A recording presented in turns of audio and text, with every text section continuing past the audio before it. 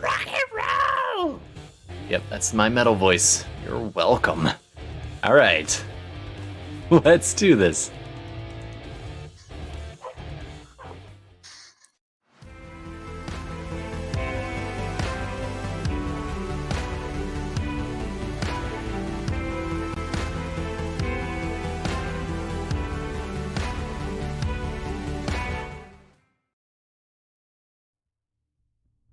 Hey, Internet. It's good to see you. How you been? This is like Dora the Explorer, where I wait for your response. No, I'm kidding. Actually, there is a response. Thank you, Uncanny Tree. I was kind of kidding, but that's the benefit of doing live games. Absolutely.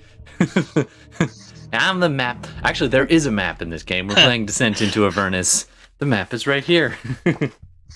I'm the map. I'm the map. It's the mad. Is that one also? Is that map also possessed? I'm sorry. Was that Darcy? I said, is that version of the map also possessed? Yes. I think all of the versions of the map are possessed. We're gonna get sued by. Good job, wizards. I'm impressed. Yeah. We're gonna cross the broken bridge over the lava river and into the damn volcano. You know, I wasn't thinking about it's the funny map you say Dora that being possessed, but you are correct now that you mention it. Yeah. Yep, it is the mad cartographer. It was ahead of its time. Hey kids, do you like violence? All right, so we're gonna be. I'm quoting all kinds of stuff. What scares me is that Carl knew that verbatim. He knew. He's got kids. He knows. In Dungeons and Dads, he knows what it's all about. A whole fucking weekend of fucking Dora. I get it. I used to set my watch by that. Seriously, you're like, it's 13 minutes so in. Did I. Yep. Yes, we're talking about Tortures in Hell tonight, folks. No, we're playing Tortures in Hell. That's it. So we're doing the whole show. That is true. The whole show is possessed. Thank you. So welcome back. We're going to play some Dungeons & Dragons tonight. We're playing Descent into Avernus with these fine folks. We started out as a homebrew called Morally Ambiguous, and who knew? They all went to hell. And in a handbasket, no less. So actually went in a portal away gate with that dude right there. But anyway, we're going to do a quick recap. My name is Todd. I'm going to be the DM. You are the internet, and you are part of our game as well. And I want to point out that if you have any game suggestions, ideas, just want to say hey, or you can, cash in some plot points and actually make their lives better or worse, more interesting anyway. We love your creative input. So thank you very much for tuning in. And don't forget, you can always check out our backlog on YouTube and on the various podcast places. So, hey, by the way, I think, where was it? Ohio just exploded. So thanks very much for the listens, Ohio. Feel free to join the live game and have a say. We even sometimes say bad words. All right, so yeah, keep the kitties at home. This is not Dora the lawyer.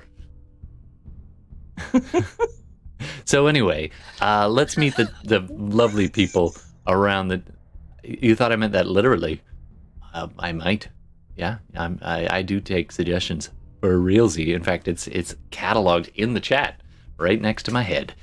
So anyway, we're going to go around the horn, meet all the players, find out who they're playing, and we're going to recap on the game so far because we had a player away last week. So without further ado, I'm going to shut up now and throw it over to Bela. Hey everybody, I'm Bela. I am playing Darmita, no last name given. She is a Gloomstalker ranger, and she is a fallen Aasimar. And since right before we went to hell, we ran into some version of her mother. And since we've been in hell, we have met another version of her mother who might be maybe helping us. Don't know. So Absolutely. We'll find out. Yes, and you have that commune. You got to roll for that later on today. Don't let me forget that. All right. Do you know I have never fucking made it? I'm just saying. You did once. Never. No, not since you never. met her, though. Anyway, it's 5s and 6s now. so that'll up your odds, hopefully, on the recharge. A little bit of custom homebrew nonsense going on here. So let's keep How about, Sorry? I have a suggestion. How about 2 to 6? And that will up my odds. I've seen the way you roll. You're right. But unfortunately, I'm not that nice. Fair enough. All right, so Darcy. Here. Darcy, you're up next. Who are you playing tonight? Hi. Well, I'm playing Henrietta Pedersen, affectionately referred to as Hen. I do want to say that not all of us came to hell through a portal. In fact, only 2 of us did. Isn't that That's interesting? right. A bunch of us came to hell, but they're not with us anymore. Yeah, we lost a few people along the way. Not to forget about Ben Coombe, R.I.P., and Jay. Or missing. The missing or dead, absolutely. All right, so tell me a little bit about Henrietta Pedersen. Pedersen? Oh, Pedersen. Yeah, she is a paladin of Palor. Considers herself a pacifist. And never really got into the paladining thing for a while. She was sort of like, yeah, I'll like keep God in my heart and travel around and kumbaya with people, and really picked up some bard skills instead. Then she came to hell and was like, I better shape up. It's getting too hot. I thought they were stories. Oh, son of a... Yeah. So yeah. That's basically her. Unofficially, that's my plan too. I'll just be like, oh crap, this was real. there's a callback to my pseudo-religious upbringing. All right. So we're looking forward to seeing more about Henrietta. Now, she does have an interesting helmet that she picked up. It is a cursed item that is part divine, part demon. So that might play in if suddenly I start doing a crazy, scary voice. Just realize I only have like 4 voices. Maybe 5. We'll see. All right, let's keep going on horn. Unfortunately, he was away last week, but he is back. Welcome back to the table, Carl. How's it going, guys? My name's Carl. Depending on the recap today, I'll either be playing Dora or my character, Falurie. Falurie is an Aarakocra monk, a shadow monk to be precise. Last time I was with the party, we had just escaped the liberation of the devil, I believe.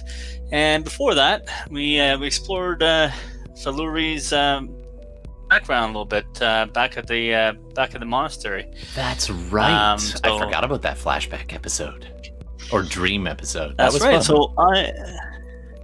It was. So I'm looking forward to seeing where we're progressing, and we'll go from there.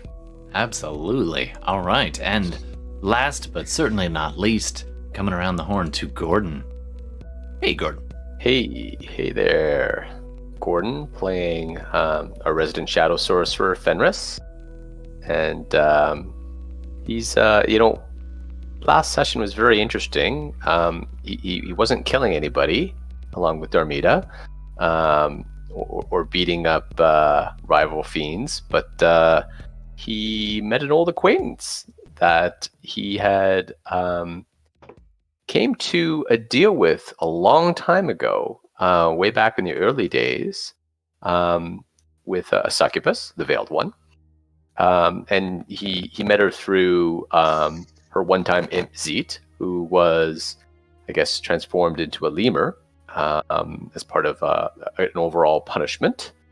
And, I guess thankfully, because Fenris tends to be pretty perceptive, he didn't destroy the lemur when the lemur called out his name and recognized who it was. And they were brought back to the Veiled One, her tiny oasis, and looking for allies and willing to make a deal again with her.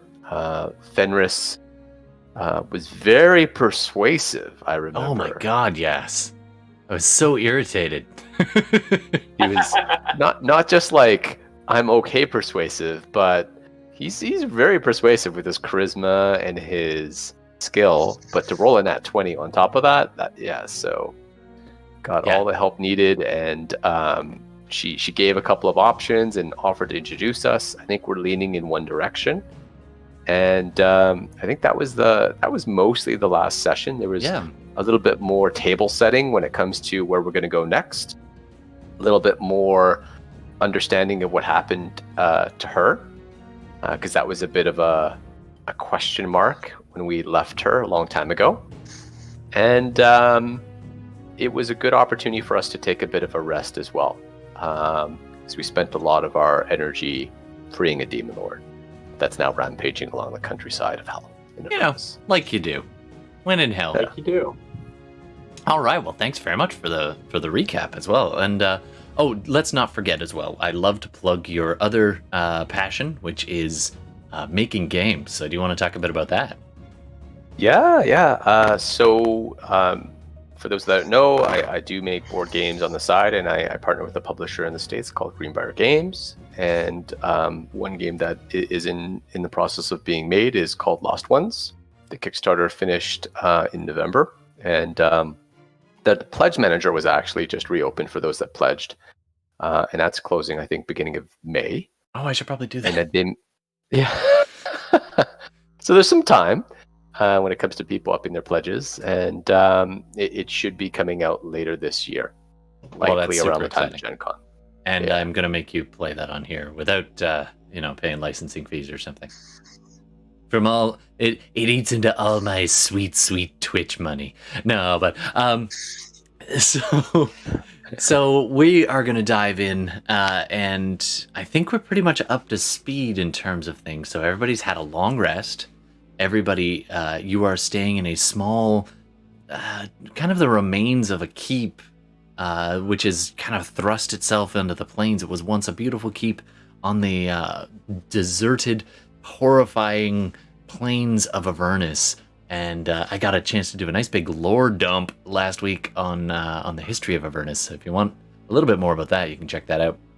And you have now completed a rest in the under the protection of a succubus. You're in the shadow of a massive volcano, and it is belching fire into the sky just almost immediately south of you. The river Styx, when you wake up, is winding its way a slightly different path. It seems to be constantly shifting and changing its course and changing the landscape around it, and leaving this massive bleeding scar across the plains. And it is now flowing almost directly west of you, a lot closer than it used to be. Like, you pretty much wake up near the bank. It's probably only about 500 feet away when you go to leave, and you're just like, oh, I did not expect that to be there when you woke up. And otherwise, everyone has had a full rest, and because you were protected, you do not have to roll Constitution saving throws this time. So, yay! Without further ado, we're going to dive in and go back to hell.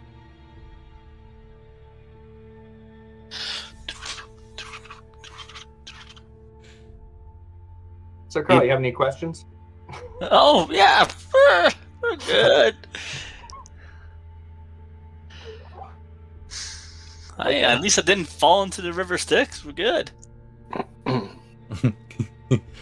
All right, so you're probably one of the first ones awake, Carl, because you've been having these... Falurie. You've been having these dreams again.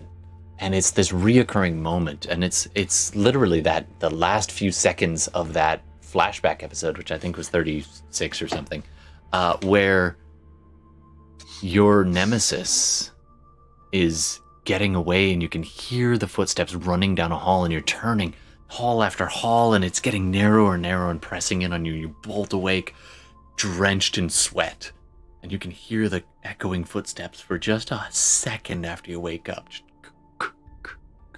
and this quiet laughter of Sarnia in the dark. Now she is one direction, and your nemesis, what was his name again? Oh man, you put me on the spot. You betcha. What, I have to take notes now? Your nemesis, not Sarnia, but it started with an S. Salic? Something, I don't know. Salic sounds right. Salic, yeah, I think it was. Or like maybe Selic, I don't know. Yeah. Something like that. Yeah. Tom Salic. It was Tom. Yeah. He had a beautiful mustache and a horrible soul. All right, so yeah, that you wake up in a cold sweat and pad your way out of a small. It's mostly it's a bedroom without a door, basically. The rest of you've been camped out in. You can hear everyone else snoring softly, especially Henrietta, the others, and essentially the second you move, Darmita bolts upright, her hand half on her bow, and then she settles as she takes in her surrounding, grumpily turns over and goes back to sleep for another little while. Falurie, you get yourself up and move to the next room, just kind of taking it in, and it's probably one of the most comfortable nights you've had since you came to Hell. The dust blowing across the plain hasn't totally entered this space. It's got these windows that don't have any glass in them anymore, but just the walls themselves tend to keep the angle, just by luck or by design, keep most of the dust and ash out of this immediate vicinity. And you look around, and after a few seconds, you can see this shape hanging from these rafters. The sky is open above you in this one section. Where you slept wasn't. These rafters and a massive chandelier dangling down. Next to the chandelier, you see this cocoon-like, leathery shape hanging upside down. And after a few seconds, you realize you're looking at the succubus as she is dangling upside down by her bat-like wings, the claws digging into the ancient wooden rafters of what remains of the ceiling. And as you come, you see these two glowing red eyes peeking out from beneath the little gap in the wings. And then it unfolds, and the succubus drops down, just slowly down from the ceiling, and turns to you.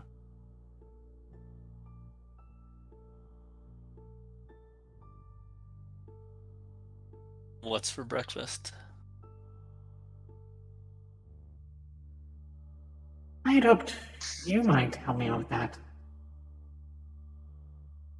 Oh, you got the wrong idea. Well, I was actually meaning the boar that frequent the river. If you go just a little bit north along the river, you will see a small herd of boar. If you capture one or two, we'll eat well for the breakfast. They're not like possessed boars, are they? Well, they're maybe a little less friendly than the mortal plane, but that shouldn't be much trouble. Make sure they're dead. Fuck it, I'm hungry. Good. So How big are these? Just curious. Small enough for me to carry two of them? You might want to bring a friend. Well, they look a little tired. I'll go pick one off, and then we'll see. Suit yourself. Happy hunting.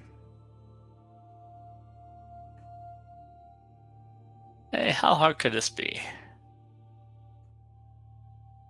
Talks to herself, so. All right, so right, make a survival check for me as you begin to try and track these boars.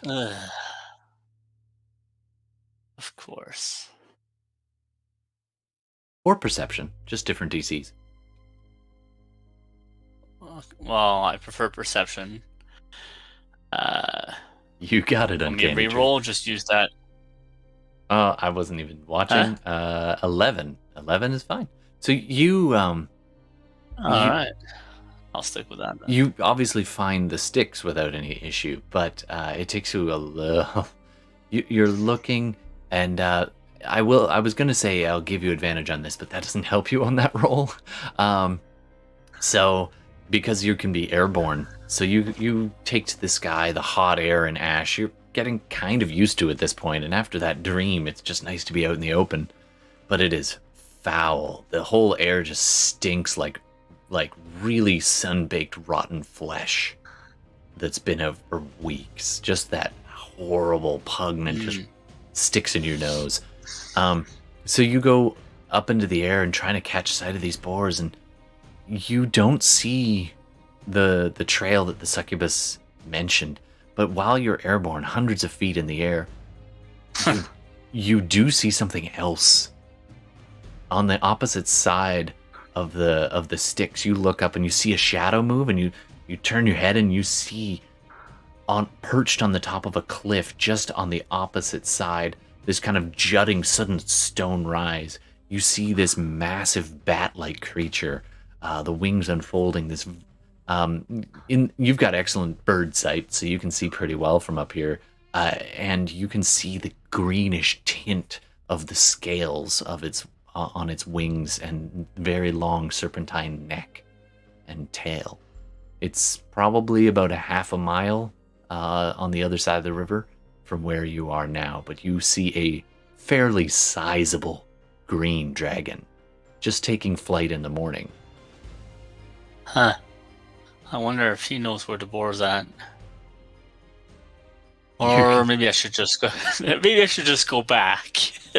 Sure, you can go and ask if you want to.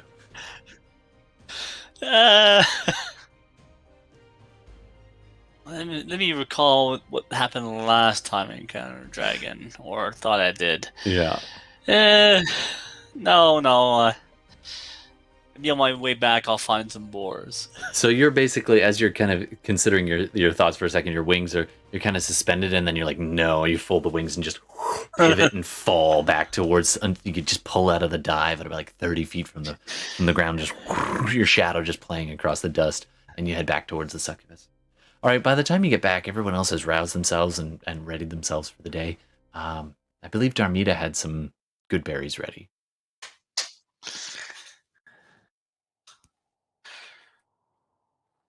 I did that last time.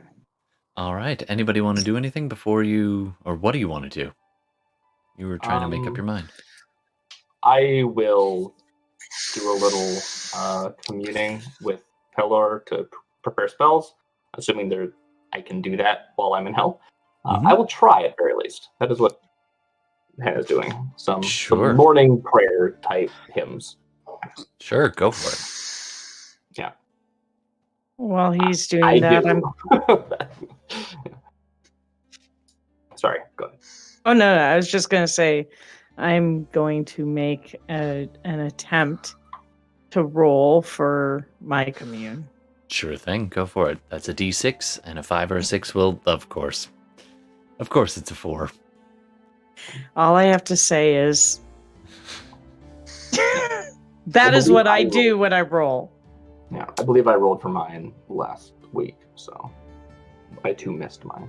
Well, it's daily, though. You just started a new day.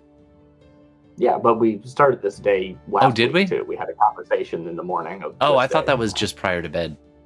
It's impossible to know. I remember I was like, well, we're having this conversation in the morning. Can we flash back to the night? And then we did the night, and then we did the morning again, and I don't know where we are. But so that conversation happened while Falurie was flying and looking for boar. So that's how we're going to figure that out. The point is, I did roll already for this new day.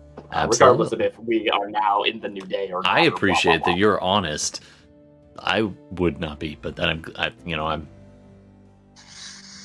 I'm playing the devils. All right, so Falurie comes in and at this point, and everybody is roused and ready, and the succubus is kind of off in a side chamber at this point. So you have a few minutes to talk and decide on what the party wants to do. Cool. Well, we talked about this. I think with what options we have, I think we should have an introduction with Bel, arranged by the Veiled One.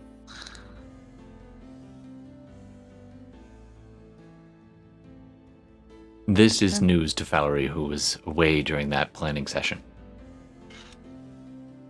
Falurie, while you were away, we were talking about our options. So, the Veiled One has agreed to aid us, and in return, we will aid her. getting out of this place. And also not really interrupting her activities when she's out. We have an option to be introduced to a dragonborn named Arkan who serves Tiamat, and maybe have some type of arrangement there, or Bel, who is an archfiend that used to rule Avernus, but was Found the his boars. place. Yeah, he found boars. Oh, No. Never mind. Sorry to interrupt. so anyways, we were just discussing which option makes more sense, and we learned that the companion, that thing over El Terrell, was created in Bel's Forge. I'm not sure if it's with him or not, so we're thinking maybe there's something there to it that we can take advantage of. That's my thinking, anyways. Sounds like a good option. Bell's Forge. We also asked about Sarnia, by the way. She'll keep an eye out if there's any sign of this real pain in the ass Erinius. We'll find her. Pain in the Erinius. Erinius. My ex-girlfriend, whatever.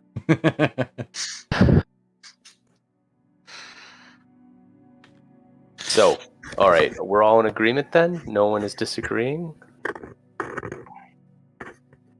So I kind of call out to her, the Veiled One. Yes.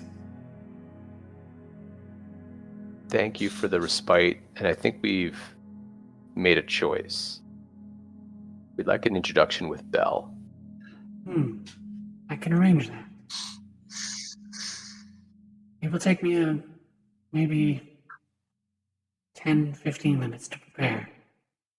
I'll give you a signed letter of introduction that would not be able to be forged.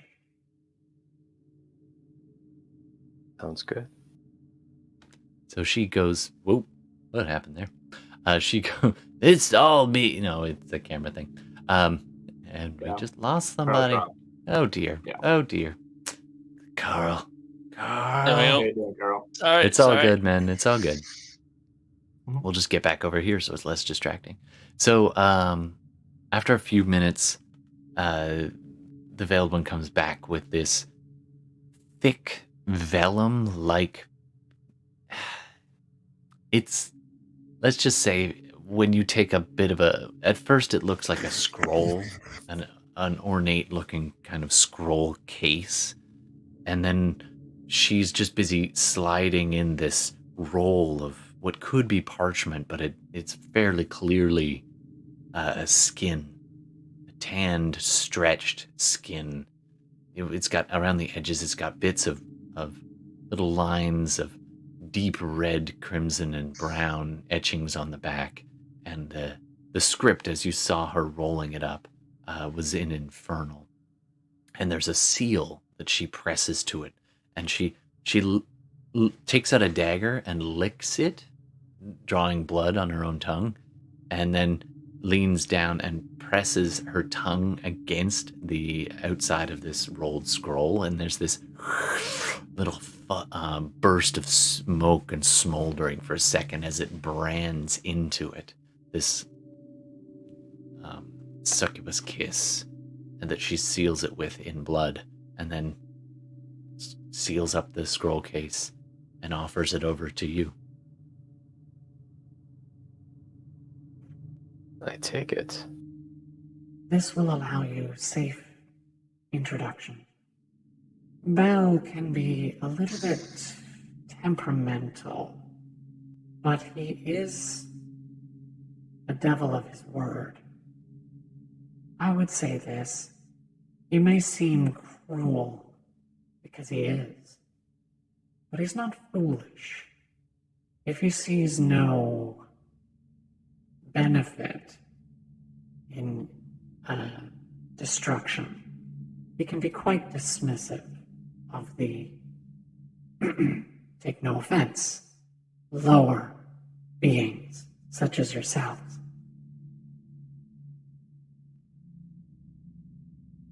Okay, good to know. And where can you direct us to find him?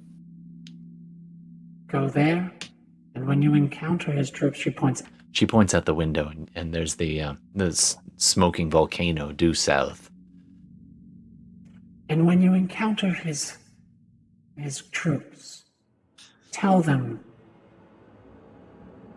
that the Veiled One has sent you. Very well.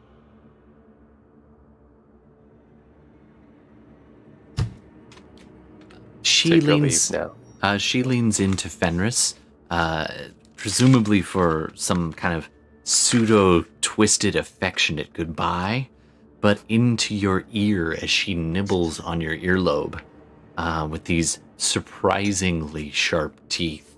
She whispers something. And we will get back to that in a second when I find it in my freaking notes. It's in here. It is in here. So, she whispers something into your ear and pulls back, and there's this little trickle of blood on the edge of your earlobes just dripping down your neck. And she's licking her lips and sharp teeth. It's been a pleasure. I trust that our business arrangements can be fruitful. I'll see you on the other side. If not before. See you soon. You take 1 hit point worth of damage, by the way. Ooh. Okay. You got a pierced ear now. Oh boy, oh boy. Back to the magic school bus. Little side note, when he made the deal, Internet, the succubus also pierced something else. You can go ahead and say where Fenris has been pierced in the chat if you want to cash in some as part of their deal. If you want to cash in some of those plot points, we'll accept suggestions now. Pandora's box has been opened. Oh, there's going to be extra for Pandora's box. That's I mean, a Prince Albert's one thing, but a Pandora's box, that's oof. Ooh. Jesus Christ. How to make my whole party cringe. Wow. I'm sorry. This game is going off the rails. Oh, there were rails? You're literally using a module. Exactly. This is all in here. Those are the rails. Oh, I guess these are the rails. Let me look. Yeah. All right. Let me look in my backpack. Sure. What do you want to find? A map. Okay, so you pull out your map. You're the map. You're the map. You're the map. You're the map. Yeah. Smoking volcanoes. Due south. Due south. It is hard to miss. It is directly south of where you park their magic school bus. You can bring that if you want, or you can stay parked. Map is written in crayon. So true. Hey, Alphen, how's it going? Sorry, for some reason it's not reading people's chats anymore, but I'm reading them, so. Smiley faces, flowers. The flowers have teeth. Be careful. So you guys see this massive volcano, billowing smoke, and glowing red from underneath, and you see that lightning and the fire amongst the smoke. It is dramatic. As you pile onto your infernal machine, fire it up and drive it south. As you get closer, the ground gets more treacherous. As you're going along, the back wheel punches through a thin layer of rock, and I'm going to need Darmita to do a handling check, which I believe we've been just doing as ground vehicles, land vehicles, if you're proficient. Yeah. If you're not, then it's just straight up dicks. I think at this point with this vehicle, I am proficient. I think you Yeah, train. like custom ground vehicles for this specific vehicle. Yeah. And then Kenku trained you up before they left, so you are familiar with it. So, yeah, So, I don't really have that on here. If you just roll a d20, add your dex and your proficiency modifier. Yeah, I'll do that. Okay. And then... That's like 20? Maybe more? 16 and... Yeah, 20. Oh, nice. All right, that is enough. So you, as it gives way, you heave it hard to the right, and the whole vehicle, just everyone is thrown. The horse in the back, Henrietta's steed, is really not happy. But everybody's okay. But the whole vehicle rocks up on two wheels for a second and slams back down as you veer hard to the left. The back wheels had punched through, and you look back and you see a spot where the lava pool has crusted over, but the crust was so thin your vehicle punched a hole through it, and you can see one of your wheels is busy smoldering and a bit on fire, but it doesn't seem to be too badly damaged. By the way, there are stats for your machine, so I'm going to share those out to you if I can find them. So anyway, in the meantime, where is that? I gotta find that. Wow. Anyway, Shared them before. Probably should be in here. they're in there somewhere. Basic rules, player handouts, scavenger. This doesn't They're- have a picture, so that's Yeah. not gonna help. No, They're but under the stat blocks, aren't they? they That would should make sense. be. I did give it out, I believe, just in case you need Oh it. yeah, Infernal War Machines is its own thing. Yeah, there it is. all the Appendix B. way down, and you in particular have the scavenger, which I'll show now. And I don't, it's in all your journals and can be controlled by everybody, so there you go. Saved. Okay, so there are different functions you can do as you're using this thing. Can I get somebody to roll a d10 for me? A D10. This is just It's to not see gonna be me. any other adventure interruptions as you're traveling along. Let's see how you do. 2. Dos. Dose. All right. So you're tearing along the landscape, and you've done this hard maneuver, and the one wheel is making a kind of an awful sound as this grinding noise, and over time the noise kind of gets a bit louder and a bit louder, and the wheel is starting to wobble. The whole machine's starting to shake a little bit.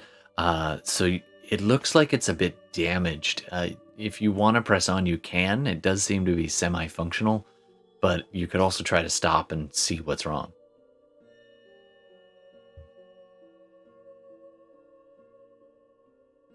Yeah, I'll And stop. We gotta bust it up wheel. What we want to do. All right, so Darmita grinds the machine to a halt, and it falls silent as she kills the engine. What do you want to do as you're all sitting on this really large, rickety, old, twisted iron and very strange machine? Yeah, cool. I'll walk my horse out from wherever they are. See what happened. It's a lot Absolutely. worse than unusual. What's going on out here? Go ahead and why don't we get some perception checks? But tell me what you're looking at. Yeah, I mean, I'm not looking at the wheel. I'm just talking to people. Okay. Because you said before, maybe we can just walk it. So getting halfway might be enough. Yeah, you're about but halfway I don't right make a now. perception, just like looking around, you know. Sure. And I'll just go straight up and just start patrolling up, just to make sure that, hey, we're sitting ducks right now, so making sure there's nothing that's either above us trying to grab us or anything that might have been observing us and has seen us stop. So Sure thing. Do a perception check for me And- there, Falurie. Yeah, And looking I'm at going to be checking the actual problem. So I'm going to be really kind of inspecting the wheel and where I heard kind of the crunching come from. Absolutely. Go ahead and do an investigation check, Darmita. And Gordon, what are you going to be working on there? I'm looking around for basically danger. Yeah, just taking a look around. Sure thing. All right, so we'll deal with Darmita first, actually. Thank you, I see that. Darmita, as you get down near the axle and you're kind of looking from the outside, the wheel looks a little singed, but it doesn't look damaged too much, but it does look a little bit off angle. And so you kind of poke your head in, and you have to crawl pretty far up and underneath this thing, and you can see that there's a jagged shard of volcanic rock is kind of wedged in one of the spokes, and as it goes around, it bashes against the underside. So that was that rhythmic thumping sound. If you wanted to try and pry it loose, you could take the whole wheel off, perhaps, if you can figure out how to do that, or you could just try to pry the volcanic rock shard out of there. It's your call.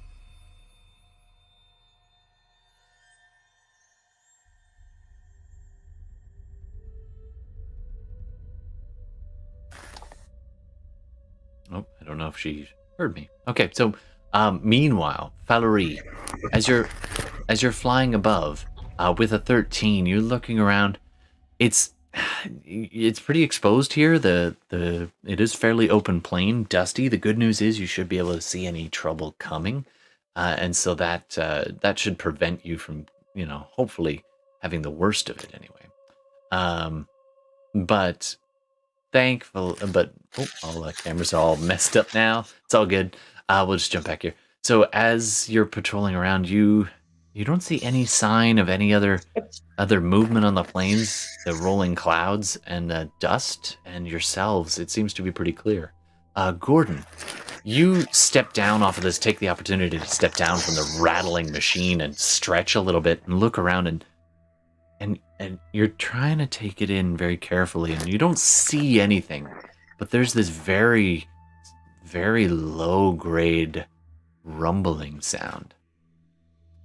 And this is really fine, and this thrum, and you can feel it more in your feet than you can actually hear it.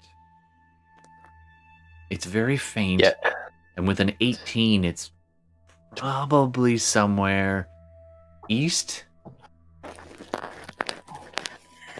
I'm just going to look east, but I will call out to the others that there's I'll mention there are vibrations in the ground. There might be something moving. Maybe it's another vehicle east, I think. Ooh, something's crackly. Who's eating chips?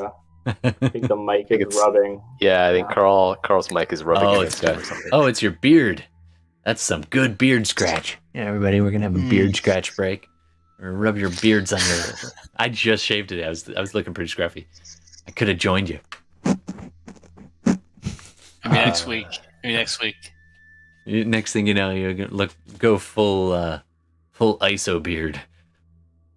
It's all the chips you dropped in your beard, is what it is when you're on vacation. It's your chip catcher. That's right. Same for later. All right, so Fenris, that rumbling sound is getting closer and a little bit more noticeable right about now. Darmita, you can now pick it up, and Henrietta, you can feel it as well, and it definitely feels like this. You can even see some of the stones rattling around a little bit on the ground. And did I notice anything? Sorry, about the what wheel? I was investigating. Absolutely. Yeah. So when you crawled up underneath, before you noticed this rumbling, you saw a sliver of kind of volcanic, almost glass. It's almost obsidian, but it must have broken off volcanic rock in a shard that got wedged in one of the spokes of the wheel, and as it goes around, it bashes against the underside of the kind of the fairing of the vehicle. So you could pry it loose, or if you would like somehow, or you could take the wheel off and then get it out of there maybe a bit easier. I'm going to try to pry it loose. Okay, I'm going to need you to do a strength check. I'm so strong. You're so strong. Yeah, I think I've wandered over to where Darmita is, in my looking around and walking out.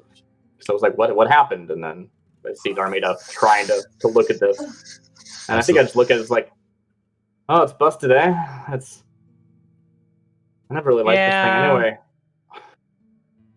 Yeah, I think it's useless. I don't know. We might have to just toss it. Like, unless somebody wants to help me try to get this out, or we can remove the wheel. But I don't know. Did you just feel that? Yeah. Like there Seems was. like we might have company. I mean, don't know. Something I meant to ask, actually. A lot of talking back there. Is that something I should be expecting more of in the future? Welcome change of pace. Instead of attacking on sight every time. Turns out some of them have something to say. Don't get used to it. And that is about a perfect moment for Fenris. You feel this thing really building to a crescendo. Something is about to happen. Darmita, go ahead and do a... Oh, I see that strength check was a total of 3.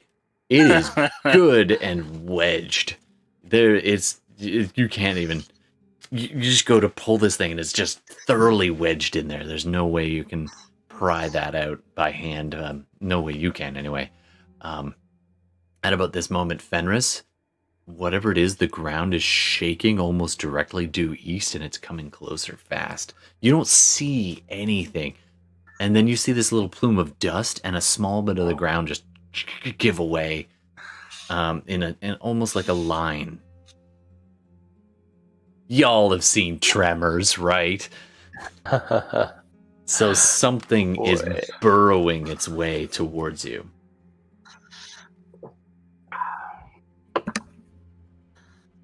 I don't see anything at all. At this point, not with most of it we're feeling, right? You're up in the air. Yeah, most of it is you feeling it. So unfortunately, you can't see anything at this point there, Carl. You're circling around. You're pretty sure you are safe. Yeah, I think I'm like continuing that conversation with Darmita, where I'm like, well, tell me what was special about her. Like, I'm trying to figure you out. You talk a lot. There's nothing special. I mean, there's nothing special. It's a means to an end. Well, how would Fenris, you know? You don't. Right. Fair enough. Fenris believes it'll work. I'm trusting him for now. But he made a deal with her, not I. It's fair enough. I meant to have the conversation with both of you, but, well. I know, I mount up. All right, and at that point, your horse is getting really skittish as well, and so unfortunately, it's going to be a lot harder to drive the vehicle while it's rattling around, unless you're going to go on foot. Is the tremors coming? Like, is it coming closer, or is it just still in the distance? It is getting closer. It's probably twice as close if you had to make a guess. Go ahead and at this point, if you wanted to, you could do an investigation check to try and determine how close. Or survival. One or the other.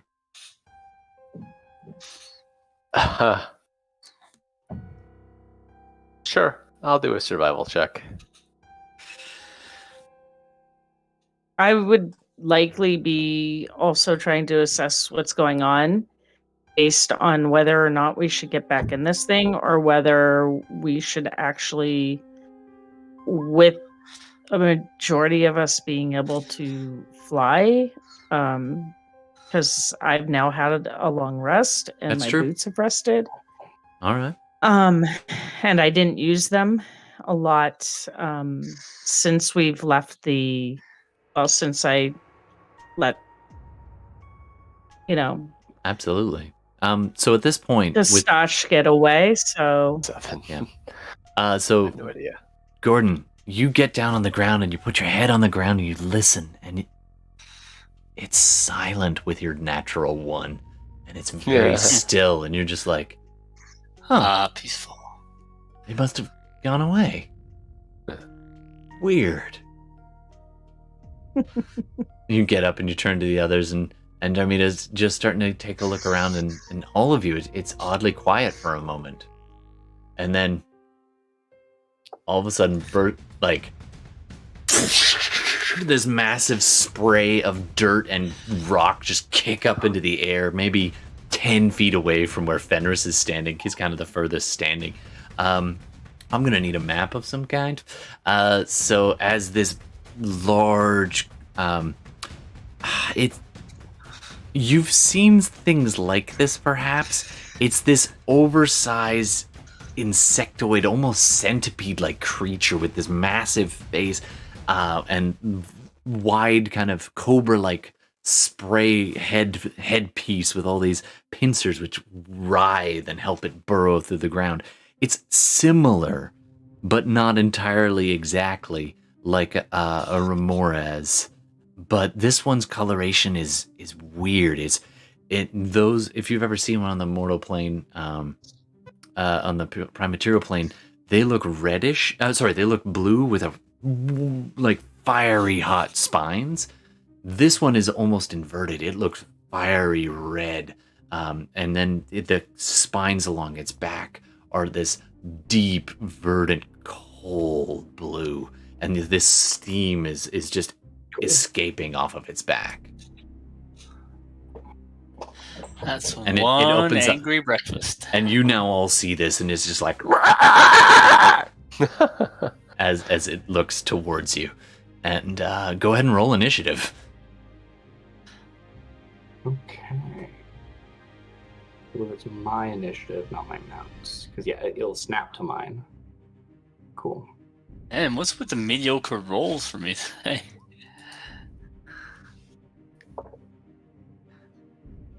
Grab your minis, Damn, folks. Darmita. We're reusing this map again, because it's vaguely hellish. It'll load eventually, I swear. Oh, by the way, I like to shout out about the maps. I grabbed this one off of Pog's Props, which you should follow them on Patreon. They do good work. All right, so if you want to place yourselves somewhere on this map that I have now shown. Oh, I guess it's probably not revealed. That's usually what happens. No. Yeah, that's usually what happens. Well, it's pretty much wide open territory, so there you go. There you go. And go ahead and place yourself somewhere. I'll throw the Infernal War Machine someplace for you as well. Actually, you can choose to place that as well. I would like... Yeah, I would be next to it. Yep. So... Thanks. Whoa. That's big. They are pretty sizable. So we'll have stopped right in this little spot right there. Okay. So I'll say I'm probably 60 feet up in the air. I would assume so if I'm flying. Even that's a little low, but maybe Todd, you can let me know how high I am. And yeah, you're probably about 80, about 80, 90 feet up in the air. All right. 80 to 90 feet. Got it.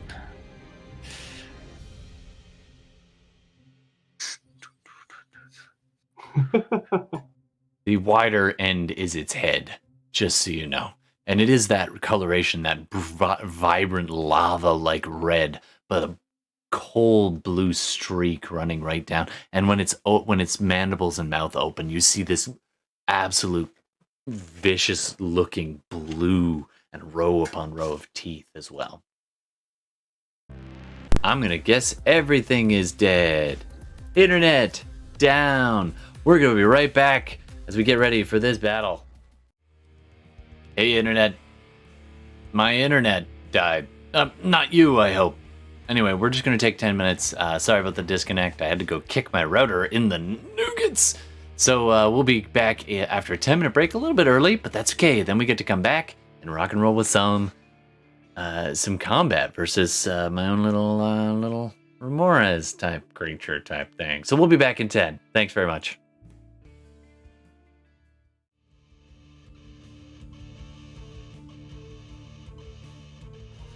Yeah, buttons. Hi, internet. We're back, and hopefully my internet will hold. I've sacrificed a small chicken to the router.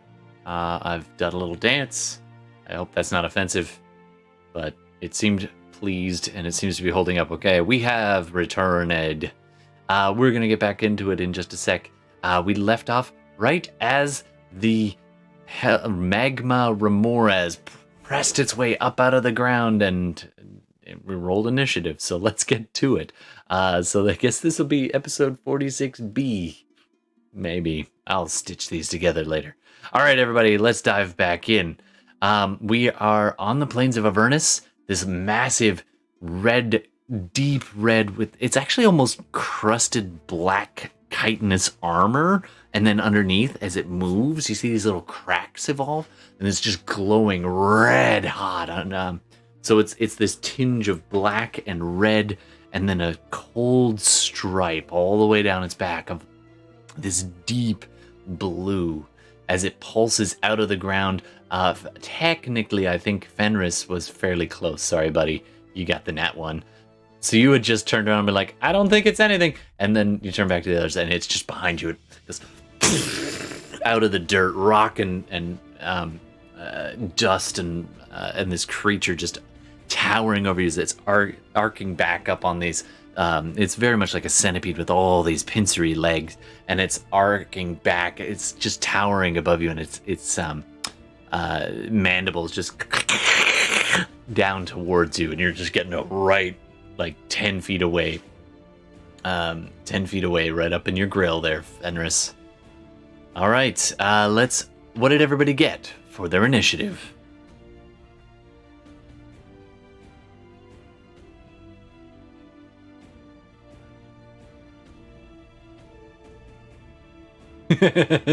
Nice.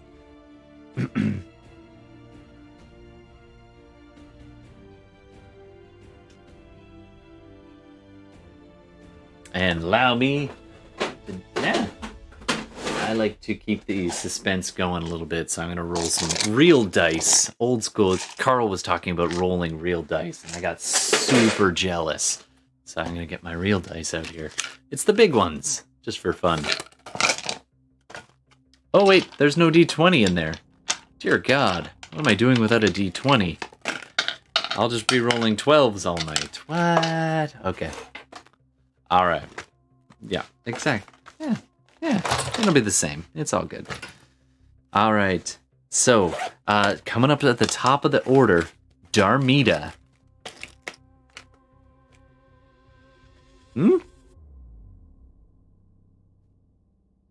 Oh, I'm sorry. Now there's no... Yaufen? Thank you, Yaufen. I don't know what I would do without you. Yeah, get right up to the mic. No, I didn't hit a button, so you guys should be heard now. Hello? Can you hear me? We can hear you. I know you can. Can they? Yeah, I see the feed now. We're good now. Sorry about that. Good. So I don't But have a repeat D20 all in of front the of me. jokes from before. Yeah, all the Everyone jokes, remembers them, just right? lip readers. Lip readers get them all. All right. Has my carrier pigeon arrived yet? Okay. Oh, Todd. Yeah, I'm gonna be rolling just like you guys, all for everybody to see, because I just rolled a nat 1 because I can't find a D20 and I feel naked right now. It's not. Wow. Damn. Yeah, that's all right. Turn off your cam. You're gonna violate guidelines. What that joke? You know that joke. You know the punchline. I don't have to do it for you. No, tell All me the right, odds. well- Absolutely. Are me just gonna go way out of scope here? Do something, you don't expect. So we'll be casting a 3rd level Hunter's Mark on this creature. And then, I know. And then once I've done that, I'm gonna take 3 arrow shots. What? All right, so make your rolls. I know. Darmita just turns and Right, just so- before you even finish your turn, there's an arrow notched and ready, and just. Ooh. So that's 11. And to hit or the damage? Oh no, the 24. 11 damage. Yeah, 24 does hit and 11 I'm damage. assuming a 24 hit. It does hit. Second is a 14. Does that hit? A 14 does not hit as If it just not- glances off of this Then I'm gonna chitinous lava, hardened, crusty armor around it. I should add a then quote. I'm going to use my Stalker's Fury and redo that roll Absolutely. because that's a thing, That's a thing. That's a worse roll. and that's a worse thing. That's a 12. So that's a 12. So that misses. So one more for good measure. What the fuck? What happened here? And a 16. Yeah. You're just lacing this thing with arrows. 1, 2, 3, 4 arrows just streaking. The first one finds purchase, and all 3 of the others just shatter against its armor. Yeah, it's important to remember that while a 12, 14, and 16 look pretty okay, on the die, that's a 1, 3, and a 5 because Darmita has a ridiculous bonus. It's true. It's true. It's Rangers. true. But I feel like at that point, Darmita would have a little mini tantrum. Yeah, that's a thing that she would do because she is not used to missing. I don't remember. So- Did you take that custom feat that we talked about? The rage one. The one lets you rage. Did you take that? Right. It was the Berserker Ben Koom feat. It was gonna. What? I don't remember if you took that or not. I have the stats for it here if you want it. I think I did, but I think I put it down as an athlete. Right. So here are the stats on that. If you choose to rage, it does take the bonus, that whole deal. You get 2 rages max a day. It's like a little dip into Berserker. You get Okay. You get +3 to your weapon damage. You get advantage on strength checks. You gain resistance to bludgeoning, piercing, and slashing. At the end of it, you do gain a point of exhaustion. And you do need concentration checks to maintain or cast anything. That's a bit of a blend. And I am allowing this damage increase. I know this is a bit hand-wavy, but I am going to allow it on bows. Yeah, it's a very special move. Not only can you just, as a feat, get Berserker stuff, it's like better because it's not restricted to strength based. It's really cool. It's a very cool ability. And it's basically you get so mad, you just like power shot. You know what? I'm gonna also add to this that if you roll a nat 1, there's a percentage chance you're gonna break your bowstring. Now you gotta figure out what that means that it's broken. How long does it take to repair? It just means it'll take a full action to restring. Okay. So if you can, I don't know if you can add that to my character sheet instead of, because I think what Instead I had of done, athlete, we were talking about it, and I think I had taken athlete to make up for it, knowing that it was sort of a ragey thing. Absolutely. But if you can just maybe remove that and put in that instead, then I'll go from there. Sure, but it won't. I'll It won't rage. automatically do it. So we'll just mentally do it this time. But yeah, I think you've got all those. All right. So you didn't get a chance to rage, unfortunately, but you were adding the hunter's mark anyway, so you couldn't do that. All right, we're gonna keep but on, I feel like keep I on. would have raged at the end of the turn, or I would be raging into my next turn You might because rage. I missed. Yeah, you're just Like I'm kicking this the is ground. and that's why I mentioned it, because you said the tantrum's just like and you're just kicking things in sight. In fact, Fenris is looking pretty squishy. Anyway, speaking of Fenris, what do you want to do? Oh, I think that Fenris will actually, to be honest, would have a knee-jerk reaction and would just Misty Step out of there. Fair enough. So And this thing might have reach anyway, so that's probably for the best, because you are within 10 feet.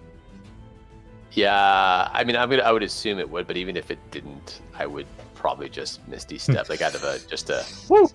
Yep, And, like, that's fair. If I was to see how far I can go, Misty Step again. 30 feet. So Yep, 30 feet. This thing hisses at you as you retreat. Well, as you bamf. Just for flavor, it goes to bite you, and the shadows just envelop you like mist, and you appear in a new swirl of black shadow, just untwisting next to the machine as you misty step back beside the infernal machine. But the little shadowy mist that was you a few seconds ago gets chomped by these mandibles. Just for flavor. All right. Just for flavor. Just for flavor. So that was my bonus action. Absolutely. What do you want to do?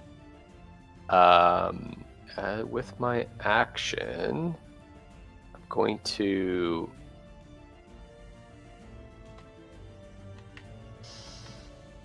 I am going to firebolt it, and I'm going to use my transmutation to turn the damage into lightning.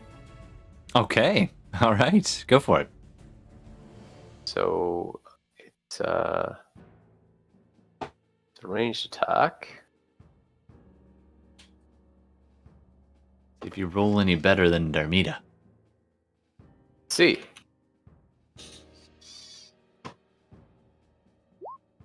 19 hits as this you hold up your hand and it bursts into flame, and then you focus on it for a second, and this crackle just envelops this, and it's this I guess you took inspiration from the top of that volcano not too far away with the lightning and the flame, and then you just hurl this at the thing, and it just it hisses down at you, just and it blasts it right in the face.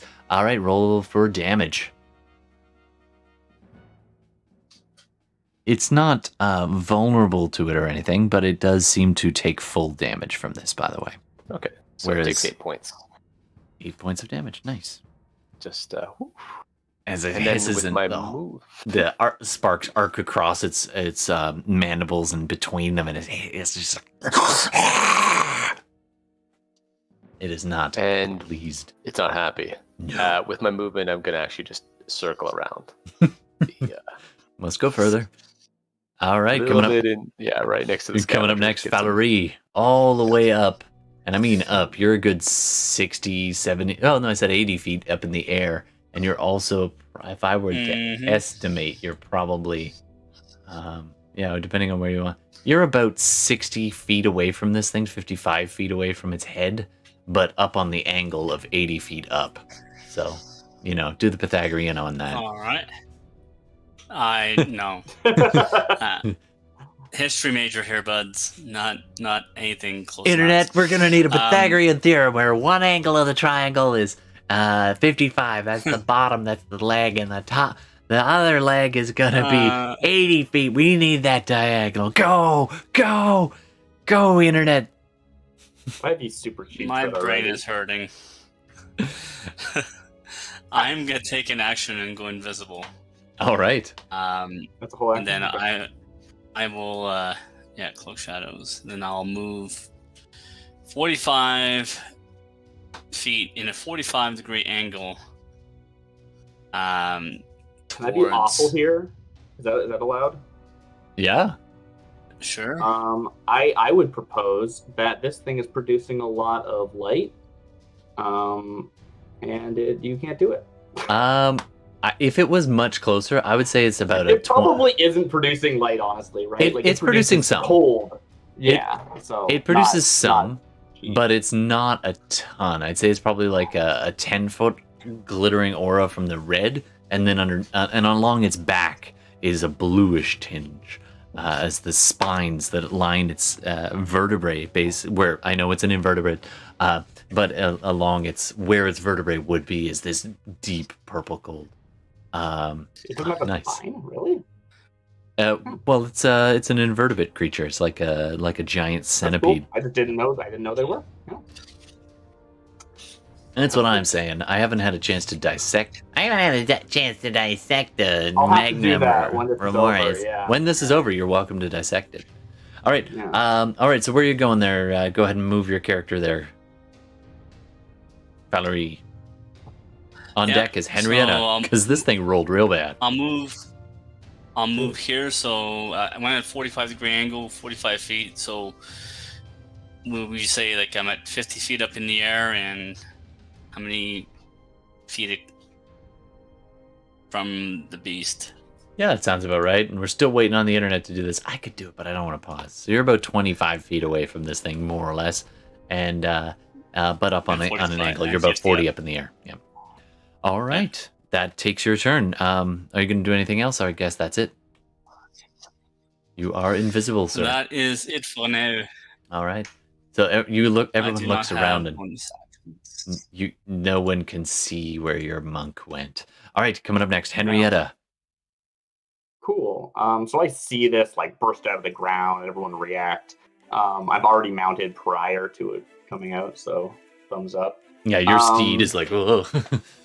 I would like to see. So I've seen it move a bit, like not a ton. I felt the tremors. I did an okay perception check previously. Can I figure out how fast this is moving and like if it's actually a threat, or we could just leave? It's pretty quick. It moves about the same speed as a person, so it would like. Right, I mean, if you can get on the vehicle, slow, right? I'm on a horse. Wait, we've got people in the sky. People gonna fly. I think this is good. The question is, can I just know that, or should I make a roll? I'm on a horse. Sorry, I just love that ad. Well, ancient by now. Yeah, I'm ancient, so it's all good. Fair enough. So can I just have deduced that, or should I make a roll? No, you can just deduce, like, if you wanted to bolt in your horse, you can get away, and if the vehicle was working properly, it could get away pretty easily, but it did have that problem with it, and this thing is danger close.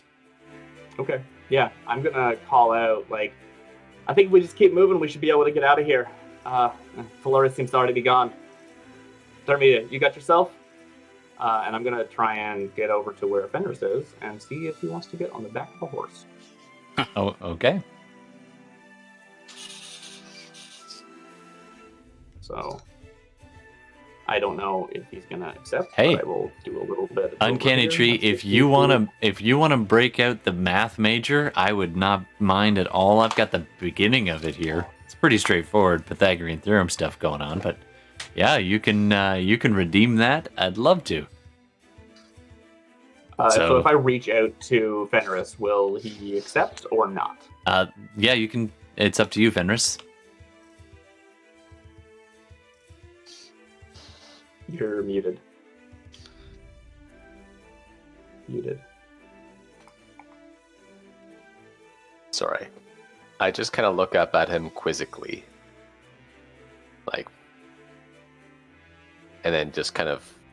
Oh, at Henrietta? Yeah. Yeah, just like, or her, quizzically, and then kind of like look back at the big, humongous monster. All right. And does not accept the hand. We could just... I just like, I would probably take an action to reach out my hand and get up. I'm like, I just kind of look up like, huh? And I just kind of like look back. Well, technically, it would be Henrietta using her action to pull you up on the horse if you want to allow it or not. It wouldn't take any part on yours. You can refuse or you can accept. That's more of a choice on your part. But the action would be hers to spend. Yeah. So I put up my hand and you're like, what? And I'm what? like... Oh, I'm getting flashbacks to what episode 1. What are we slowing down for? Like, what? Yeah, I know, right? It's like, we have places to be, right? What are we slowing down for? You have to free up the vehicle. We can't all ride your horse. All right, and that's your turn. That was 6 seconds. Yeah, that's my turn. All right, and I'm getting flashbacks to episode 1. Seriously. All right. Okay, so coming up to the top of the... Oh, actually, its turn. Well, there's only one thing that it can see right now, and that is Darmita. So it just goes lurching forward like its whole back writhes. 97.08 feet. Thanks very much, Uncanny Tree. That's right, it's Dungeons and Math. That's amazing. Thank you so much. Falurie just pauses that in midair and checks the math. Yeah.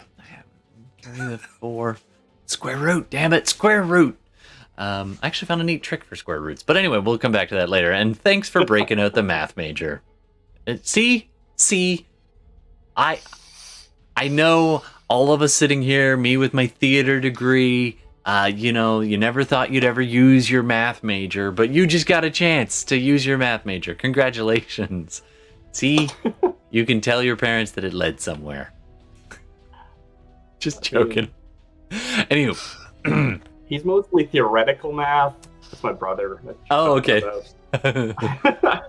Imaginary numbers and stuff. It's not real math. Coming up next, we're gonna... Just one sec. I need to figure something out. Okay. Well, that's good news for you. All right, so this massive insectine creature rears up and does the whole body pulse thing to move forward. The multitude of legs just scratching along this. Never took algebra. It's all good. Scratching along the ground as it pulls itself in range of Darmita and just goes down for the bite.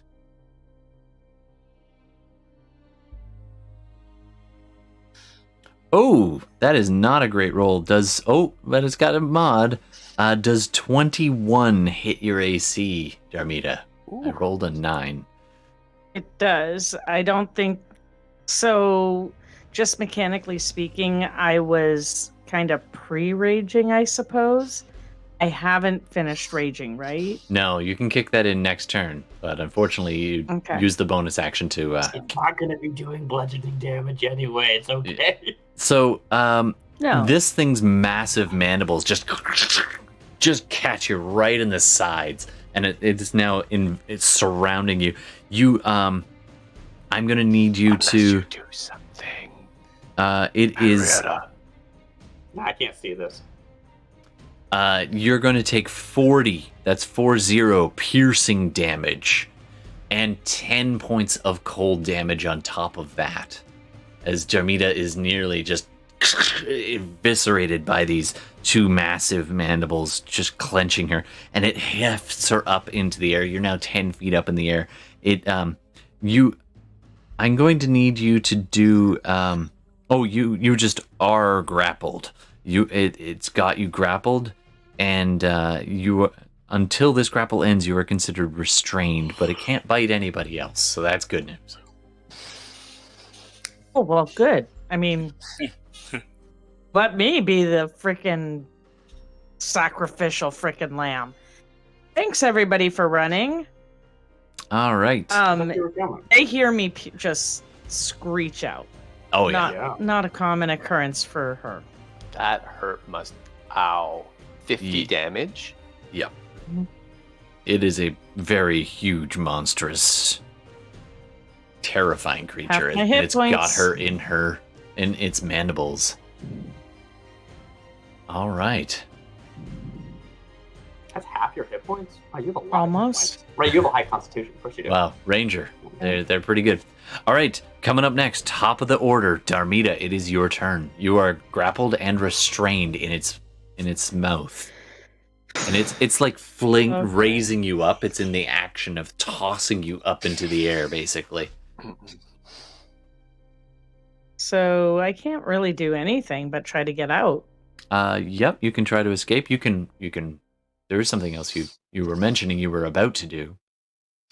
Right. I mean, I will bonus action. Use my I will rage. This is wild. A freaking ranger raging. That's awesome. So Darmita lets out this scream. And at first it sounds in her high-pitched voice, and maybe it's a trick of the wind, maybe it's this creature or something. You hear it, it's almost like something else is screaming with her. This loud, low male voice, just almost this dual tone coming out of her mouth as her eyes roll back in her head, and she just lets out this very reminiscent of a lost friend of yours. You are raging. Now what do you want to do? That was your bonus. So I'm not really familiar. I know you said it all, but it didn't stay. So I'm just going to try to break the grapple. Sure thing. Go ahead and make either athletics or acrobatics. And I'll do acrobatics. Acrobatics is dex-based, but a little side note. If you choose to do the athletics, which is strength-based, you will have advantage. because of this new feat of yours. Advantage on strength checks. It's your call. It's a tough one because I have no mod on that. It is your call. So Can't all be gravy. yeah, I know. I think I'm gonna try to wiggle my way out. Sure thing. So 12. Unfortunately, you just you can't, it keeps slipping, and so you can't get a great purchase against this thing as it's basically hefting you up and down. You're like, whoa, whoa, very ragdoll in its hands. Or in its mouth, rather. All right. I think that's it. I'm gonna scream out to everybody else. Get back here, you cowards, and help me. All right. She's going to shame them into working. All right, coming up next, we have Fenris. What do you want to do, Fenris? Well, I see this happen.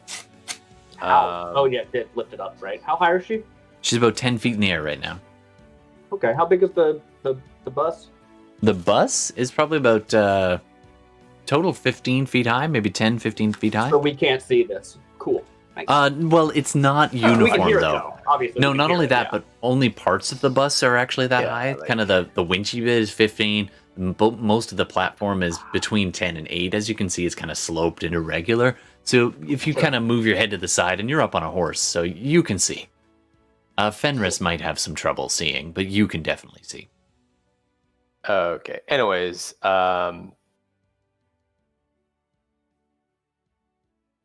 just gonna squeeze a little bit by him on his horse, and so now I see this situation, Mm-hmm. and I just kind of You just see blood just pouring down her legs, just soaking, dripping into the ground.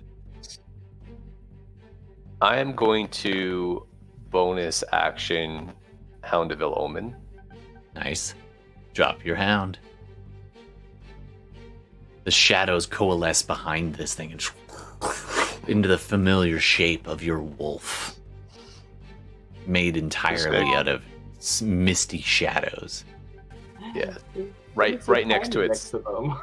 back end part of it, I Sure. guess. But It It still curves counts, around I like guess, that. right? Yeah, absolutely. curves around. Okay.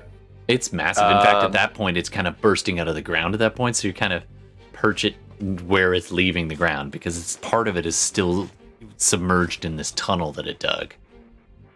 Okay. And I am going to. I feel like the shadows kind of well up within me, and I'm going to cast a very familiar spell that I haven't cast in a long while. But this time it can affect other things, and I cast Hold Monster. Nice. Old monster. Very cool. And thank you, Yeffen. Appreciate that. So I don't know if it's resistant to spells or not. If it's not, it's disadvantage. It's a Wisdom saving throw. It is disadvantage. I'll take the 7, and it's a wisdom save. Wisdom save. DC 17, sir. 'Cause I don't think telekinesis is going to work on that thing. That It's big and strong. straight up 7 is not going to hold it. So yeah, the whole thing just freezes, and you can see the outer layer of this thing begin to darken, and some of the brilliant red begins to fade and the steam is just coming off. It's almost like from the blue of its spine is cooling everything off very quickly, and so it's becoming very stone-like. So it's just kind of like reaching up, and like the shadows are just wrapping around it, holding it, and I just save through gritted teeth next to the others. Get her out of there. The whole thing is just finish it. thrumming with this pulsing magic, almost like this. So it's kind of almost like a growl that I say to the others, Yeah. and that would be my turn, and it is Nice. paralyzed. Nice. All right. That was clutch, man. All right, Falurie, you are up. All right, I swoop down just a little bit over here. I ready the Javelin of Lightning, and I throw it down at its tail. Nice, go for it. You pin cushion this thing. Go for it. And by the way, you managed to be about 45, you're about 45 feet away from it. But you now move, so you can move wherever you need to. Just so you know, Direwolf has a 16 initiative. Thank you. Alright, so let's hope it hits. 22. 22 hits, absolutely. And you did have advantage on that, so it's actually 23. This thing is paralyzed and you're invisible, although you're no longer invisible. No longer. So it's a bit bizarre as Falurie suddenly bursts into vision, like the wings just all you see is this flap of wings and this crackle of lightning. Just the whole area just flickers brilliantly for a second in this bluish white light, and then the whole thing just slams down into the back of this creature. The lightning does. Do you remember how much? It's a DC 13 Dex save. It fails. Fails automatically because it's paralyzed. Okay, yeah. So it's a 4d6. Go for it. Not too bad. Nice. Not too bad. Not too bad. 17, and it does take full damage. It doesn't seem resistant in any way. So it's takes the damage from the javelin plus 46 lightning damage. Yeah, so you can roll. Javelin. Yeah, absolutely. I think that's another d6 if I remember correctly. Oh, hold on, never mind. 1d8. Oh, it's a d8. 4 is 8. Nice. Okay, so it takes another 8. Nice. So 25 total. Cool. Very cool. All right, so this thing is definitely just sitting still, and the javelin is embedded in its back, and just all these sparks. Remind me to pick it up. Absolutely. All right. I think you do have a bonus action if you want it. Yeah, but most of my bonus action requires key point that. If you want to save it, you don't have to do anything. Yeah, I'll save it. All right. Cool. Coming up next, Wolf, then Henrietta.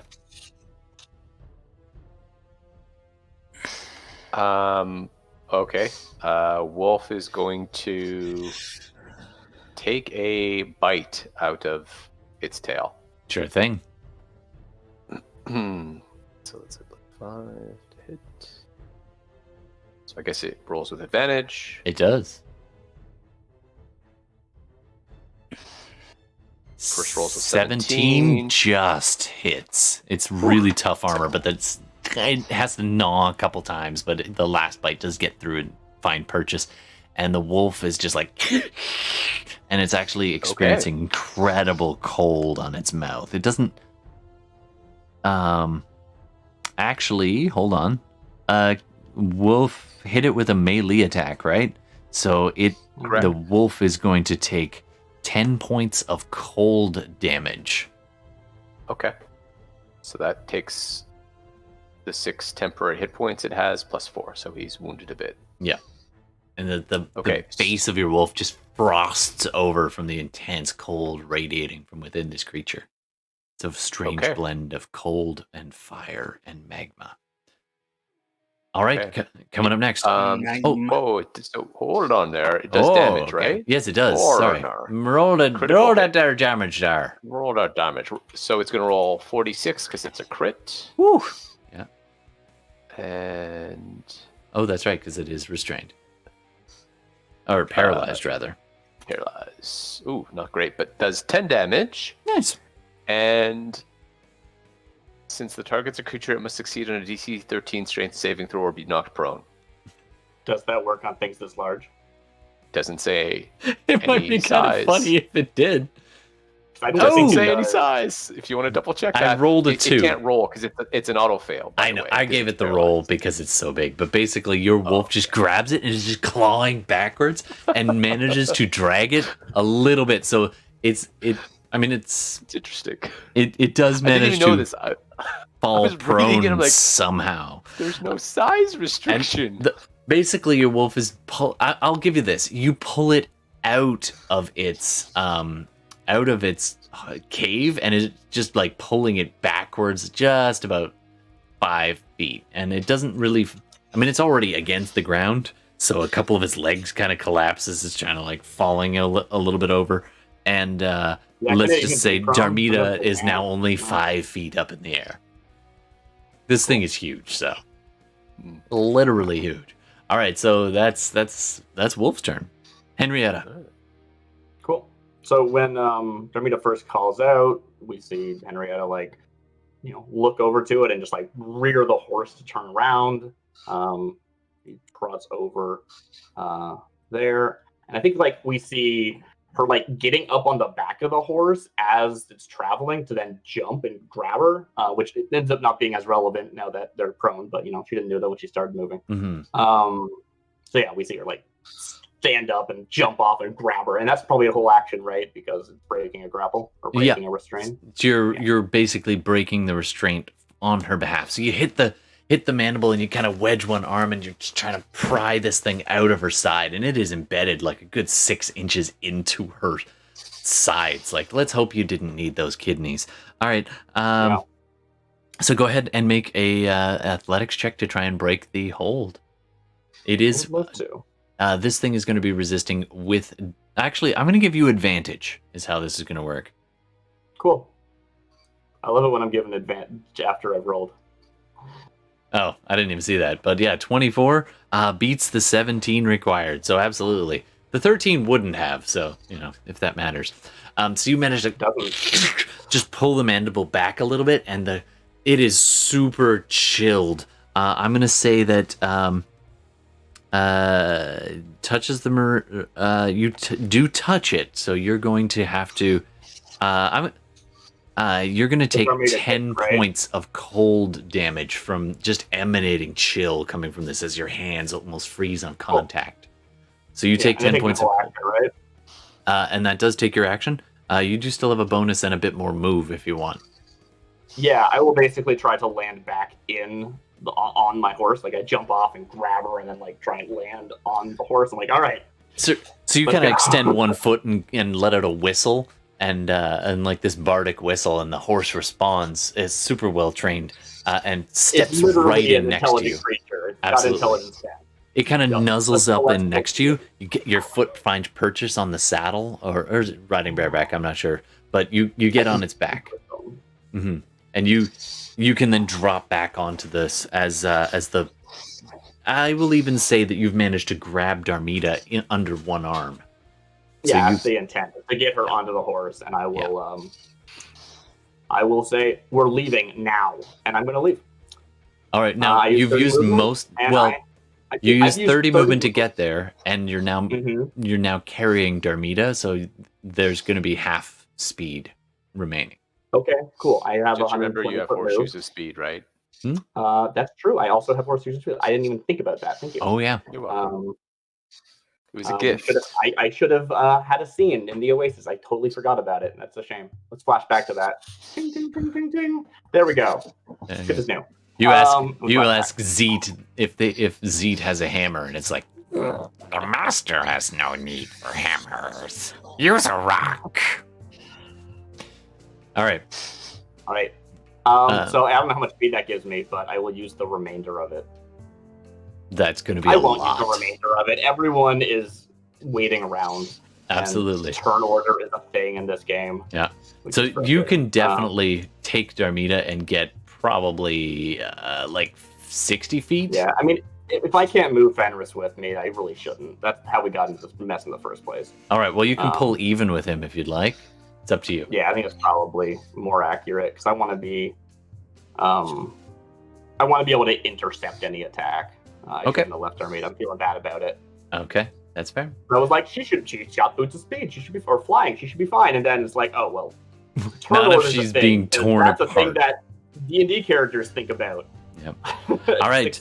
Coming up next is the Magma Remoraz. I think that's how it's pronounced. And this thing is paralyzed, so it gets a save. At disadvantage. At disadvantage. Oh, because of the wolf. I forgot about that. Yes, the wolf. Yeah. Oh, this is not going to go well. Oh, nat one. This thing is just locked into place.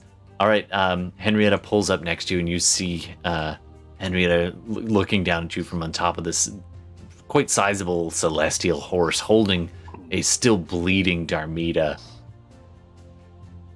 You see Falurie flying behind this creature, and your wolf just, against all odds, dragging this thing, slowing it ever so slightly backwards. All right, top of the order, if it matters. Darmita, would you want to do anything? Yes. Oh, I do me a feel like favor. Darmita... I'm gonna need 2 concentration saves from you. Oh, okay.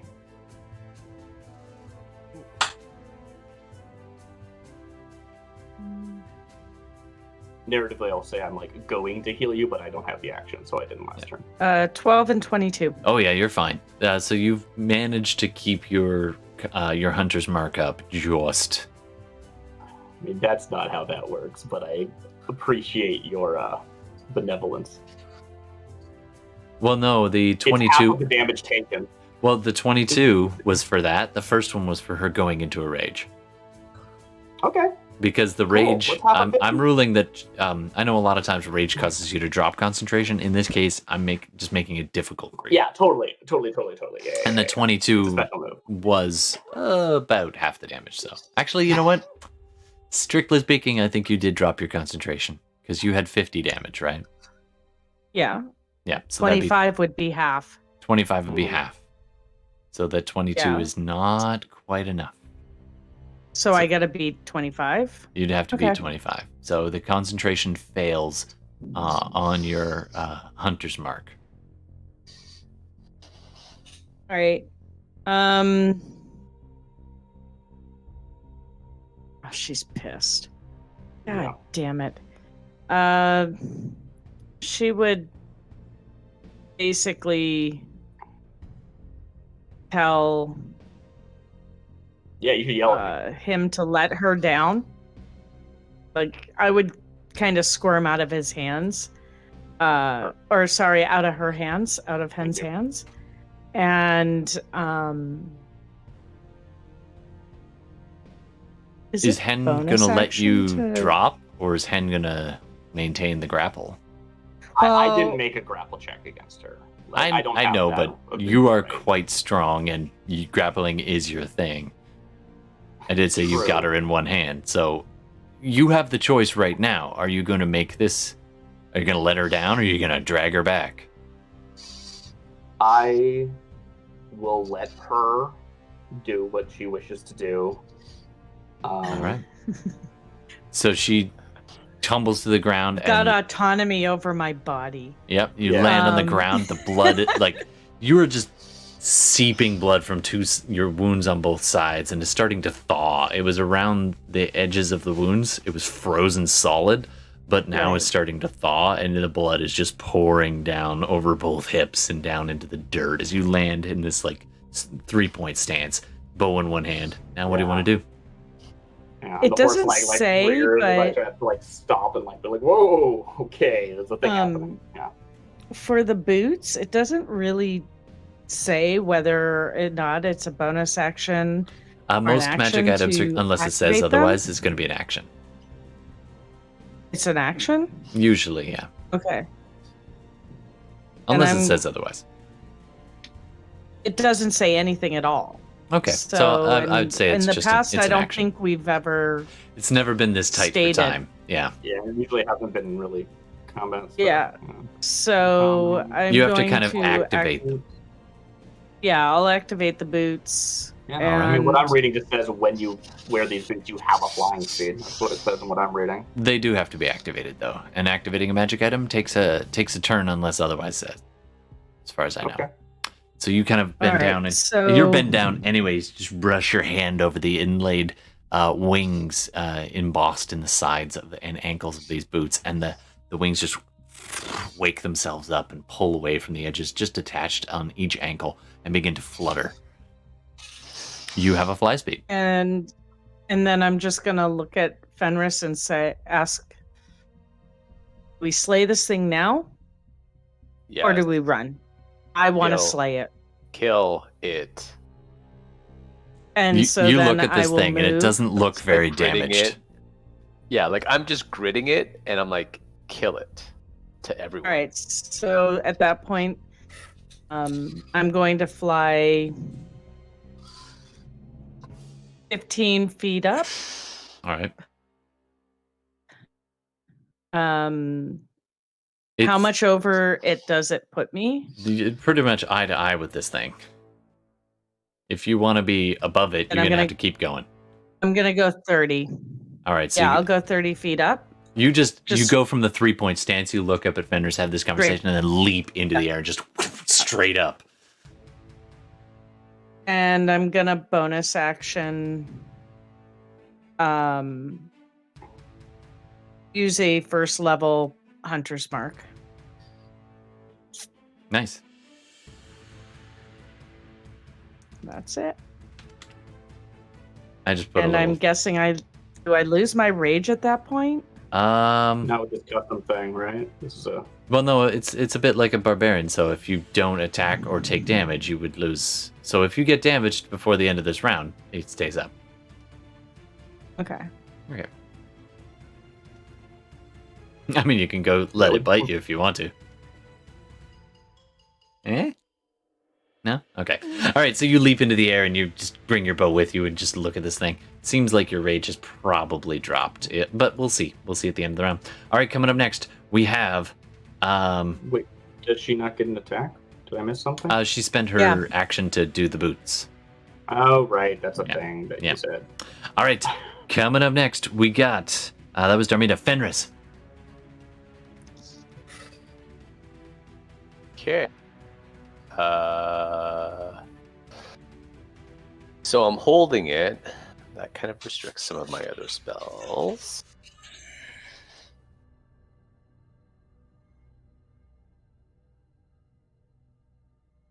You know what? How far away am I from it? Roughly not 20 that feet? far. 20 25? feet? Okay. Yeah. From my position where I'm at right now, seeing that Darmita is kind of lining herself up to attack it, and it's not that damaged from what I see, right? It doesn't... I mean, it's taken some damage, but it looks pretty robust. Pretty robust. Okay. I am going to... already using up some nice spells, but whatever. I'm going to cast Blight. Nice. All right. What's the save? It's a con save. It disadvantage. Right. It is pretty constitutional, but a disadvantage can help. Oh, especially when I roll another nat 1. Nat a 1. 1 and an 18. That's a 6 total, so that fails. So okie dokie then. Go ahead and roll your damage for your Blight. Okay, so with one hand, like I'm still holding on to it, and then as people see, I kind of reach out with the other hand, and I just kind of wave out, and people see kind of like shadows coalesce into the familiar form of a wolf's head, and it just snaps over it, and just kind of washes over like it. An oversized. People, and similar to like what happened to that giant way back in the day with I first met Benkum. How it just kind of like rolls over it and starts to ash it. So it will take 8d8 damage.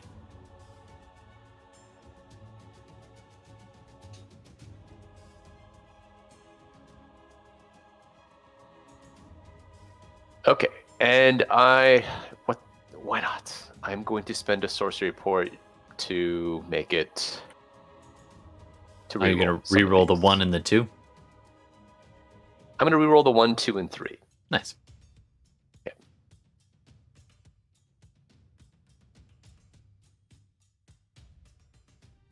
Okay. So that's +4. Yeah. So 38 plus 4 is going to bring it up to 42 damage. 42. Nice. Well, in a round, you just doubled how badly it was hurt. Just saying. Hey, you know. So the shadows just claw in, seeping any kind of break in its armor, and even the glow along its back kind of fades a little bit. Just a hint as this damage seeps underneath its armor and into its body, and the whole thing convulses involuntarily. All right. It is still looking pretty pretty robust, even with that. All right, coming up next. Do you want to do anything else, Fenris, or are you good? Just to be clear, by the way, that infernal machine does still work. It makes a horrible racket as you drive, and it's at half speed, but you can make it move, and it does travel relatively quickly. At least it might take damage from driving around this way, but it does technically move. Fenris is pretty committed right now. Yeah. He doesn't rage, but he's just, seeing what happened to Darmita. Like, he got out of the way and he sees what's going on. He's just like, and he sees kind of like other people. He's just like, what? And just was like, he's kind of reacting, and he's in pretty much murder kill mode. Fenris does have 2 modes. Murder kill and that other one that we don't see much. It's like, people are like, what? Can we run away? Like, no, we kill. Okay, to be fair, people means just Henrietta here. No, to be fair, I asked. Yep. Did you want to run? She asked. I said, no, kill it. I Let's shoot didn't it. want to run, but I was deferring to who I perceived to be the leader. So Fair enough, yeah. There you go. All right, coming up next, Falurie. All right, I shall move around here. I'm like, hey. All right, so you kind of clock it clockwise around the back end of it there. Looks pretty cool as ice. Hey, it's a good time to try one of these little beads of fireball. All right. So, this I'm is a gonna aim it strange for- creature of a blend of fire and ice by the look of things. But anyway, keep going. Yeah, well, Never tried I the don't- beads before. no, I think we'll see where it goes. So, it's a 20-foot, right? If I'm not mistaken. Yeah. So I don't want to hit the hound. So I'm gonna try and hit it around here. All right. So you pull out these beads that you've managed to pull off of a warlock's corpse buried in a crypt of the Hell Riders. Some kind of bead. It was right in the pelvis. You don't know what they were doing there, but anyway, you pull that out. You pull out one of these these beads. It's clear glass, but it's warm to the touch, and there's this swirling flame on the inside. You whip it. And I'll take the smallest bead because apparently they keep going up in size. It's So, true. I'll take the smallest bead and throw it out. The more you know. Anyway. All right, so next 15. Do they actually do extra damage for each one? Because that would be a really good home rule. Yes, it does. If I use more than one at a time, it increases in Holy level. But crap, that is such a... Wow. Oh, wait. But given that I don't know what's going to do, if it's immune to it or not, I'm only using one. All right. So it's a dex 15. It automatically right. fails. It automatically fails. So go ahead, Okay. and it takes 31 Oh, points it's, of damage. Except it's halved. So it's only 16. It's immune to fire and cold. Immune. Yes, Sorry, immune. not immune. Oh, hold on. Immune, it takes nothing. It's immune. The fireball just slams. Is that macro right? It says 31 plus 1d0. What? Yeah, it might not be doing the math right on Roll20, but that's okay. It's not still relevant right now, Yeah. but... Yeah. The fireball bursts behind this thing with this satisfying explosion, just and this rock and dust and ash, and the scorch mark goes across the armor of this thing, and you look at it to see how badly.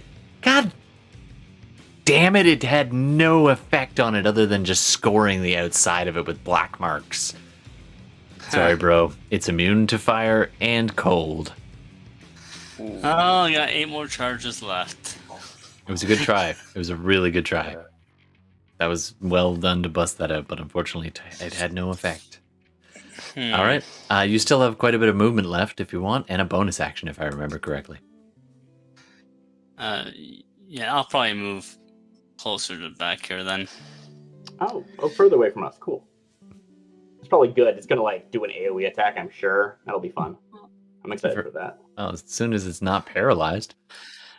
Good point. I would love to share your optimism, but I'm over here. No. It is Okay. paralyzed, though. So- Just pointing out, this thing hasn't moved since Fenris's shadows started grappling it. That javelin lightning did have effect, and it is just sitting there and it's embedded in its back, it's pretty close to where you are. If you wanted to retrieve that, I would say that's a move and a bonus. I'd allow that. All right. As the monk javelin? basically goes past and grabs it on the way by. Sure. I will say this. Everyone else who's touched this thing has taken cold damage. Your call. I'll risk it. All right, so you go flying down, grab this javelin, and yank it free, and you're like, yes! And then your hands are literally stuck to this frozen javelin, and you pry it off and just leave a couple of layers of skin and blood behind as you're like, ow! You take 10 cold damage. Yeah. Sorry, bro. It was right in its spine, right in the cold spot. Well, not that it has a spine. I think we established that. That's canon now. Yeah, it's too bad that it won't be lightning in again until dawn. Oh, it's only got the one shot till dawn? I didn't know that. Yep. Oh, well, at least you It's didn't alright. lose it. It's still a ranged attack. Absolutely. All right, coming up next, we've got Woof. Wolf is going to bite it again. All right, make your roll. Okay. With advantage. Yeah. Mhm. First one is a 13. It just can't get through the armor. Nat Oh, 20. The nat already gonna 20 critical anyways. does get through the armor. However, don't forget to take the 10 points of cold damage as this thing makes contact and just 24 hit points. freezes on contact. Go ahead and roll damage as it is the crit. That wolf is doing a lot this fight. You know? Ooh! 19 damage. Damn, the wolf is doing Wow. better than a lot of Wolf you. is like pulling his weight. 29 damage total. Wow. Like from the previous One, attack. too. Absolutely. All right, so nice job, wolf. This is just like, and just pulling parts. It actually grabs one of its legs as its leg is just kind of grabbed it, and it just tears it off like it's going to be a bone that this thing gets to chew on later. It's got like 100 other legs, but it does do a significant chunk of damage. All right, coming up next, Henrietta. You have managed to free Darmita, who promptly wiggled out of your grasp. You are still on your horse. So probably too, I was heading in one direction, so as I turn around, I probably end up going sort of in a circle like this. Yeah. And as I'm rotating around, I'm just looking back, what are we waiting for? What who are you showing off for? This is a waste for all of us here. We could leave. Henrietta, do a perception check for me. Sure. This one's for free. You don't have to. It's based on what you said. But I will be casting Aid, which heals everyone in a 30-foot radius from me. So, sorry, flyboy, girl.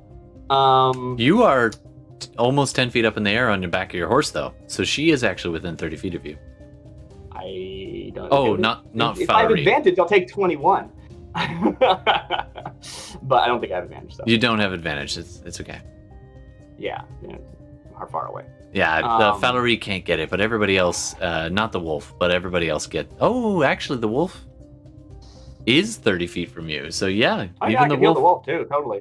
If the wolf can be healed. Yeah. Yeah. I don't know why I couldn't. So I will use Aid. Aid Nice. is my favorite healing spell. No one ever uses it. It's really fun. It's a good one. I don't. It's can not I touch, actually? right? I probably can. 30 feet. No, Okay. it is Nice. ranged, which means it's an alternative to that other spell that everyone uses. Cure the wounds. So I'll be casting this at 5th level, which should heal everyone 20, I believe, and increase their max HP by 20. So if you're max, you still get benefit. Nice. And Fenris, you have 20 points above your regular hit points if you haven't taken anything. It's choose up to 3 creatures within range. I don't think I really need it. So yeah, sure, I'll heal Wolf. Why not? All right. You're not going to be healing your hold horse, on. though. You healed it for 20? And it yeah, has and increases its max HP by 20. So it can use all of those hit points. Yeah. Great. So it's back up to full, and it has so 20 are on you. top of that. No, yeah. Well, if it was 20 its down. max by 20. Yeah, if it was at full health, it would just go up to 20 above its health, but it's not. So I see. So it's at 44 now. Yeah. And Okay, you would that also sounds be right. 20 above at the moment. Well, And I took, Darmita. I took a point of damage, so. Oh, that's right. But, The succubus ear piercing. it's been a while since I got hurt, but yeah. And I would like to use inspiration on Darmita Nice. as a bonus action. Darmita, you get a D. What is it? D8, D10. Oh, it should be D8 for me. Yeah. Nice. All right. And of course, you're going to use this to the opposite of what I'm asking you, but that's not how the game works, so it's cool. So I'm like trying to rally everyone, being like, we should go. This is a waste of time. This is a waste of like magical resources, blah, blah, blah, right? I'm not going to talk in game terms, obviously, but, you know, I'm trying to state my case. Absolutely. Which is what All right. rating is all about. And it's not so much so I need to what you mark say, down. it's the way that you say it. That so it's like, we should go. We really shouldn't be here. We should do this, but it comes out sounding like, get them. You will accomplish what your goals are. Think positive. Right, totally. Totally. You can Also, do I it. probably We went probably that, shouldn't. perspective. We should go. Murderate, but don't. All right, that's Henrietta. All right. Oh, crap. Is there a way to get that back?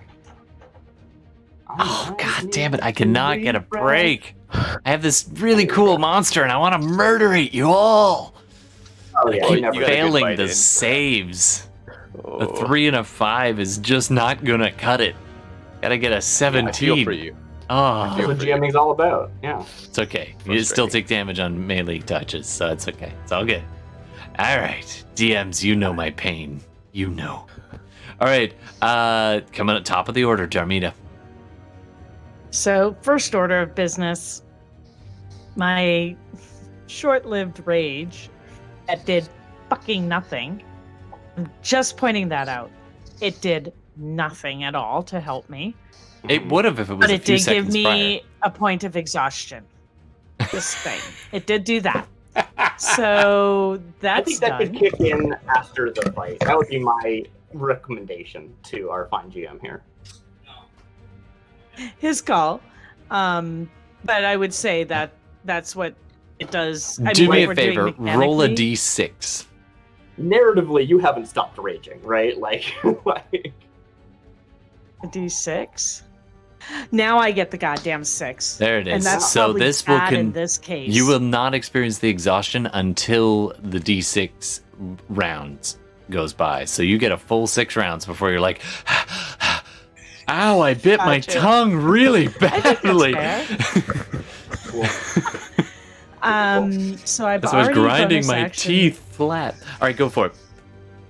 Yeah, I've already bonus action before to do the thing. It's a new round though, I'm so you not have doing a raid. you do still have a bonus. No, but I mean Oh. the target is still up, Right. so I'm just going to take my first hit. I'm going to use a luck. It is with advantage already because it is paralyzed. So go ahead and roll again. Right. It's also prone, though. My bad. It's so big, it's not really prone. All right. 21. I mean, it was dragged back a few feet. 21 hits and finds a opening in its. The question thick though hide. is, because as I re-rolled, it I'll take- redid the damage. My first damage was 11. I'll take the 11. So can I? And then plus the d6, so that's 15. This time I'll roll proper.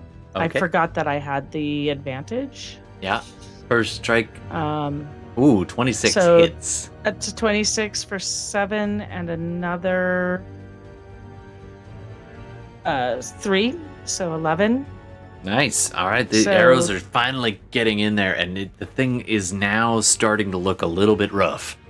As you see it's as you hit this thing, it seeps, and instead of blood, you see this orangey, liquidy, like superheated liquid start to just pour out of its wounds. And it's depending on where you hit it, it either bleeds magma or when the second shot managed to hit it ice. right in that thing, and it just this almost like escapes as steam, like just super chilled. Yeah, And I 500 degree molten tang, exactly. But when she hits the blue part of its spine, it releases this super chilled air, and in the heat of Avernus, it just comes out as like really, really cold steam, like frost kind of. It's a very strange creature. All right. I love armor houses. They're so cool. Yeah. And just so you know, I don't know if you heard me, but I also moved so that I wasn't Right in front of the thing. all piled up. Fair enough. And I wanted to be a little bit more behind it, so Sure. maybe it doesn't see me. Yeah, that's fair. All right, so you go a little bit of Maybe ways. it's focused on the Hound of Ill Omen. Well, it might be. We'll see. It can't move at all yet, so we'll see what happens. All right, Fenris. Yeah, And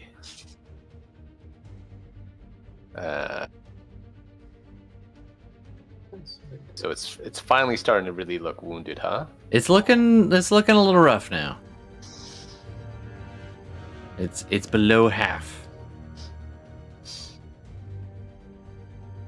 Okay. I am going to. I've already spent a few spells. I don't want to have to I'm hoping it can get finished off. So I'm going to firebolt it, and I'm going to turn it into lightning. Okay, go ahead. Make your roll with advantage. Okay. First Warrior's roll drink. That it is. is not good. 500 degree molten tang. Yeah. It's hair on your chest. Second roll's better. 18. I think that 18 hits. does hit. So it will take This lightning infused 18 flame points just of slams into lightning its face. damage. 18 points. Nice. Just been zoom, just you see kind of the orb of flame, and it just starts to crackle with lightning. It just shoots out again and hits it again. Yeah, and it hits it right in his face. And like, if it could wince and move its eye, but instead it just takes it, and it's just like, you hear this. I love it when I hear stuff like that. Sorry, I'm sure that sounded wonderful on the microphones. No, it sounded like nothing at all. Oh, really? Weird. Well, on Discord, I don't know what it sounded like on the stream. Yeah, we'll see. All right, next up, Wolf. Wolf. Oh, I'm Wolf sorry, is gonna do what Wolf- Falurie. Oh, Falurie. Yeah. Then Wolf. So, having experienced the cold when touching it, I'm like, if I do a flurry of blows, that means I'm gonna take that much damage each time I hit it. Probably. So I'm just gonna throw that javelin, even though it's not lightning. That's fair. I'm still going to throw it. Cool.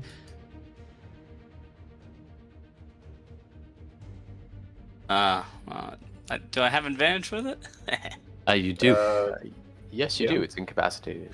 Then nat 20. Nice. All right. So roll just a d8 plus your dex, and add 1 to it as well, because it's a magical weapon. So just 1d8? One Then it doubles D8. the score?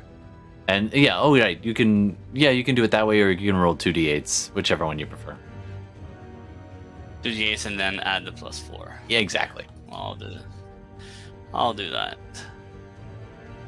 Nice. 12 plus 4, so 16. Woof, woof, woof. Doing some damage.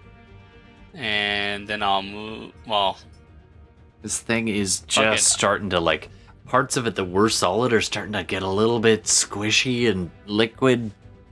Looking pretty hard. Looking I'm pretty gonna rough. move over here. All right, just circling as these people are just buzzing around it clockwise. You can see Darmita, and you can see each other pretty easily as you just whip this thing. All right, up next, Wolf. Wolf is gonna do what Wolf does. He's just gonna keep tearing into it. First roll is not good. Second roll's worse. Ooh, no. Finally starts to miss. So roll a Alright. 9. Yeah, rolled a 9, so it's just trying to and still takes 10 cold damage as it's just raking Down its to mouth 34. across. And, It doesn't have. It did get a bit of the So heal. sorry. But did it get advantage on that? Yeah. It did, It yeah. only has one. He rolled a 1 and a 4, so that's not going to help. Oh, I thought he took Yeah. 2 different attacks. My No. apologies. I misunderstood that. Doris, yeah. All right, coming up next, we've got Henrietta. It's a shadow. Cool. Those are Well, better yeah, than yeah. just It's wolves. got what, the direwolf stat block, I believe. Something like that, yeah. But I've played a lot of Yeah, it druid. does. I know how strong those are. It's not scaling to this level. The 10 hit point How... scale. Still done Oh, totally. quite well. Yeah. It's done a lot better than some of you guys. How high up is Darmita right now? Because you're flying, right? She was 30 feet. 30. Okay, so I can't close that. I can't get you in my. Well, if you were directly protection. under her, you'd be within 20. Yeah, but I got like Shield Master and Aura Protection. Then I can't use either of those.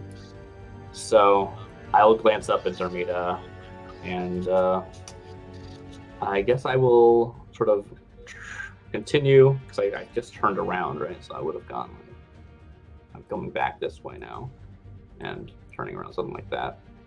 So that I'm next to Fenris, but I'm just kind of waiting at this point, I guess. Sure, absolutely. So you're turned your snow white steed around, and you're now kind of standing guard over top of Yeah, or I'm next to probably Fenris. technically somewhere like this because Yeah, it's the all good. steed itself is Yeah. large.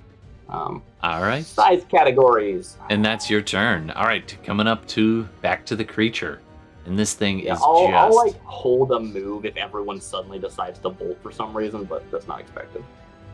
All right. Well, I was excited I rolled a 19, but because of that wolf, it's rolling with disadvantage, and so the That's 6. true. Is it every aspect or just the initial casting? 'Cause that's really cool if it is. It's just surprising. That's the scaling. You're muted there. It's all right. Everyone, it's the Yeah. Shadow Sork shtick. It is. That is vicious. That is a vicious wolf of yours, and it's just.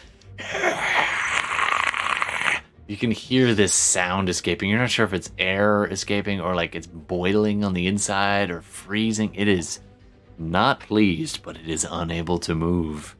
Top of the order, Darmita. Ah, finally. Yeah, she's just feeling a little breezier up there. It's a little, warmer, not cooler.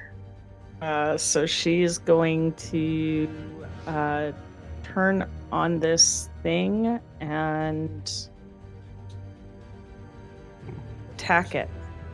Make your rolls with advantage. That is so clutch. Man, this would have been a Frick is different going fight. on with my internet people? Oh my god. Okay, finally. Sorry. It's okay. I'm having horrible time with my freezing. That's a 28. 28 hits. Plus, All right. so that's 13 total damage. And then she's going to go again. She's pissed.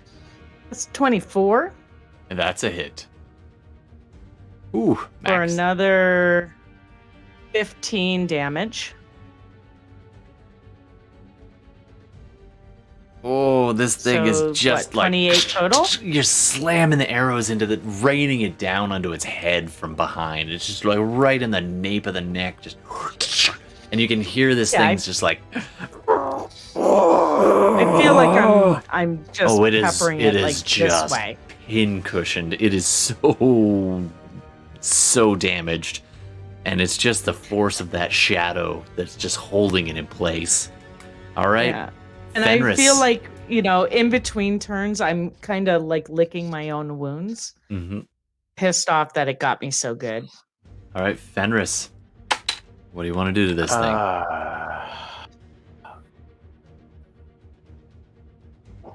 So Fenris is going to. You can tell just looking at this thing in the eye. This thing is just on death's door.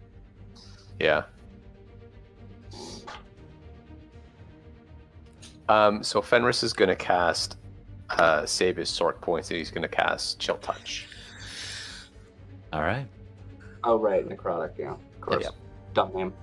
All right. So this ghostly hand appears right in front of its eye, and just makes contact. Go ahead and make your roll. Ooh, nat 20. Nat 20. That's gonna scale well. Yeah. I don't even. You don't actually need to roll. I think it's a 68 now because of 3d8. So it roll. Let me put it this way. Is that right? Even if you roll all ones, you can't roll low enough to let this thing live. It had 5 HP left. Go ahead and describe how this goes down. So just, seeing what just happened with Darmita just raining hell down on it, Fenris just kind of like looks it in the eye, seeing how it's so frustrated and wounded, not able to do anything this entire time. He just kind of smiles at it, and he just kind of lifts his hand up, and as he does, like the skeletal shadowy hand lifts up and just crunches it, and just basically just crunches it in place. Absolutely. So its exoskeleton finally gives way, and just on the face. All this liquid magma, and then it's funny because as it liquefies around the outside, and then this cold ice blue liquid just flows down on top of it, turning it to solid stone immediately. So what ends up happening is it is a vaguely almost melted looking shape of what it is, and then it immediately freezes into stone as just like, and there's this now essentially a statue of this thing, all damaged and slightly misshapen. You take a deep breath as the threat has passed. And I feel like it's a... Huh? Sorry. Go ahead, sorry. Oh, no. It wasn't anything major. I just feel like at this point, Darmita would come back down to the ground, and sort of as she's getting there, that effect will happen. And this is new to her, so I feel like she's probably gonna have a tiny little, not like a raging hissy fit, but a little hissy fit like, what the fuck? Yeah, she doesn't know what this is. Mm-hmm. You can go ahead and roll a either perception or survival check, because you haven't encountered this before. No, I haven't. Speaking of, can I make a retroactive perception test for my turn since I didn't do anything? Yeah, for sure. Yeah, I just want to look around since I'm just waiting. 21. Yeah! Nat 1 on Darcy. Nat 1 for Darcy, 21 for me. Nice. That is so on point. All right. Really good. So what ends up happening, so first of all, Darmita's like, what is this thing? And you start looking at this and taking it in and looking at the ground, and it's like beautiful mind / boondock saints. You're like, okay, this thing, what is this thing doing? And you take in, wait a second, this thing has a chain around its neck, almost like a collar. You pick that up and you're like, wait a minute, this thing, this is like a guard dog. And at that moment, Henrietta's looking around to watch out for threats from this thing, and is all posted up to watch for any threats from this thing. And just totally out of left field, it's like the sound in Henrietta's experience just fades away, and all you hear is Darcy, go ahead and roll a percentile dice for me. I would love to roll a percentile dice for you. How about this one? It's a 48. I believe that's the one I want. If I remember correctly. Calm, cool, soothing voice enters your mind through your helm. The creatures of the plains get twisted and put into service by the devils, sent to fight against the demon hordes.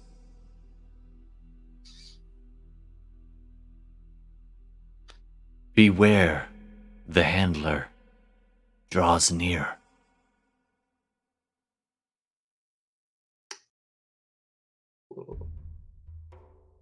Darmita, this thing was a sort of guard dog. Falurie, as you go and you go and retrieve the javelin from this, it takes you a few seconds to pry it out. It's no longer cold. It's cold, but it's not doing damage as you touch it. You pry this thing out and look around, and you hear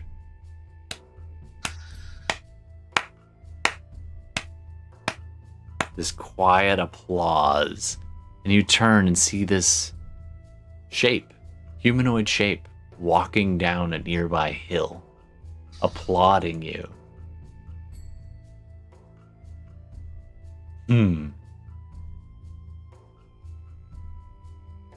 So, what do you want to do? What do you want to do?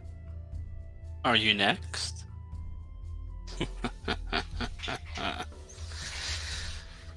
You say as you pose, ninja style. Can we make them out, or are they just like a silhouette at this point? You can make them out. You see a bone devil walking out from behind some rocks, probably about 80 feet away, perched up and had been watching the fight, and now comes walking. I don't know if you guys can see that. Comes walking forward. Oh, it's so tiny. Why is it so tiny? Oh, yeah, that should probably be a little bigger. Bone devils are a little bit sizable. So their clapping was like clack, clack, clack. Yeah, Or exactly. like maybe xylophone sounds. Click, click. Yeah. Kong, kong, kong, kong. That's the button to resize. There it is. Because it's a demon. It's a fiend, a devil. A fiend, yeah. Well, more importantly, a fiend. Right. Whether demon or devil, I don't care. I'm not. Hey, I don't discriminate. You against don't who I hate. discriminate against murder. You only discriminate. Yeah. I mean, devil, demon, succubus, fiend's a fiend. I hate them equally. Can I, because they are my favored creature, I have the ability with my tracking and my history and all of that stuff to be able to kind of surmise historic facts or information about these creatures. Sure. So go ahead and do a perception check. I mean, that's the technical ability, but I don't know how that really in real life would work. Or what are you looking for, right? Are you trying to D&D, recognize this like bone devil as a specific bone devil, like a named one? Yeah, I guess. I'm trying to see. You take it all in and you I try know to lore actually about do this either an creature. insight or perception, and you'll have advantage because you are fiendishly So, disaffiliated. Insight or perception. or perception. Favorite enemy is such a weird Well, it ability. doesn't matter because they both suck. But I've got a D8. Because it You probably do has have a not been D8 10 minutes. inspiration. since- It has not. And you do have advantage. Right. So let's see how this goes. I approve of this use of that die. I'm But you gonna might not need it. actually because I have to use it anyway. I'm actually gonna just use it Yeah. to see how high I can get. Oh my god, what a piece of shit. Okay. 18 plus 3, that's not too bad. 18 21. is 21. Hey, so you turn around and you take this thing in and it walks forward. Its arms are kind of lankily down at its side. Well, actually, its arms are up, clapping. But it doesn't seem to be a threat at a glance. Its tail isn't. It's the twisted, barbed tail that it's got that is, I believe, venomous. Doesn't seem to be raised. You take in its bony, fiendish face, and it looks more like a smiling skull. And it would be intimidating, except it doesn't seem to have the intent of immediate harm as it looks at you all, the pale white orbs of its eyes just taking you in. And it looks at you all and says, "Well done. I'll have to get common? I'll have to get another. Ha. It is infernal, unfortunately, for you. Thank you. But anyone who's speaking infernal, who speaks infernal, understood. Yeah, worth mentioning. Am I close enough or within range to actually speak back? Oh yeah, it's only about 20 feet away from you.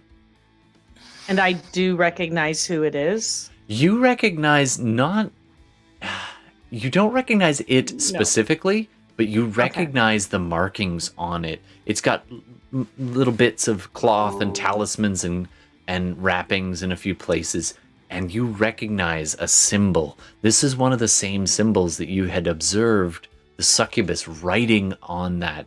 Actually, you can read Infernal, so retroactively, you saw a little bit of what she had written in that letter of introduction, and it was written, "Dearest Belle, it has been too long. Please grant these mortals audience and safe passage for old time's sake." Okay.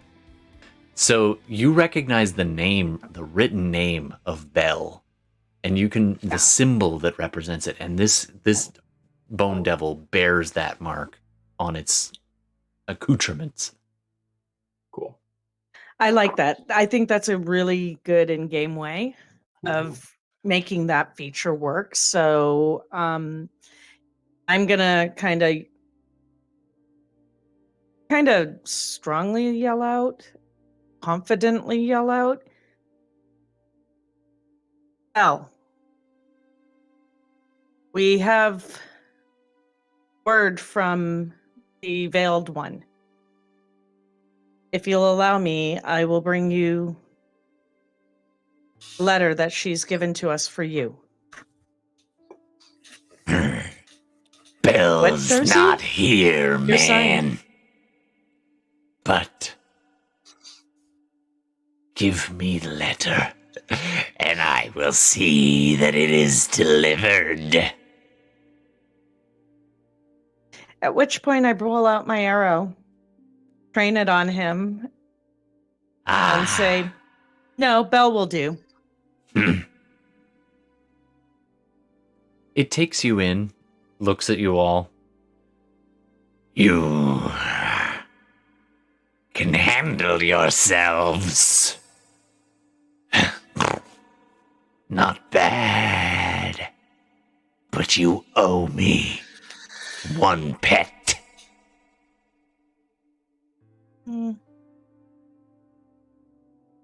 I'll tell you what. Didn't say what size of pet. So, this belonged to you? My sincere apologies. Yes. Internet, I'm gonna need a name for a pet Magma Remores. Yes. This is gonna be good. Pookie. I make no attempt to hide the sarcasm in that. You didn't. You're right. Yeah. Fine. I was there. I heard it. I mean, Pen didn't. I will escort you to Bell.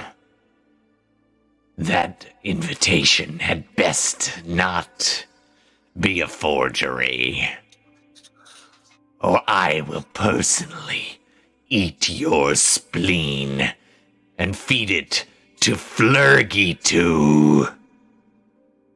Thank you very much, yeah, and that was wonderful. Flergix it is, but now it's Flergix 2, the Magma Remores 2. All right, so come with me. So the Bone Devil, unless you want to ask it some more questions, it is going to escort you the rest of the way to an audience with Bell. I'm just going to say, as it says that, we thank you for your gracious offer and accept your hospitality. I just smile at it. And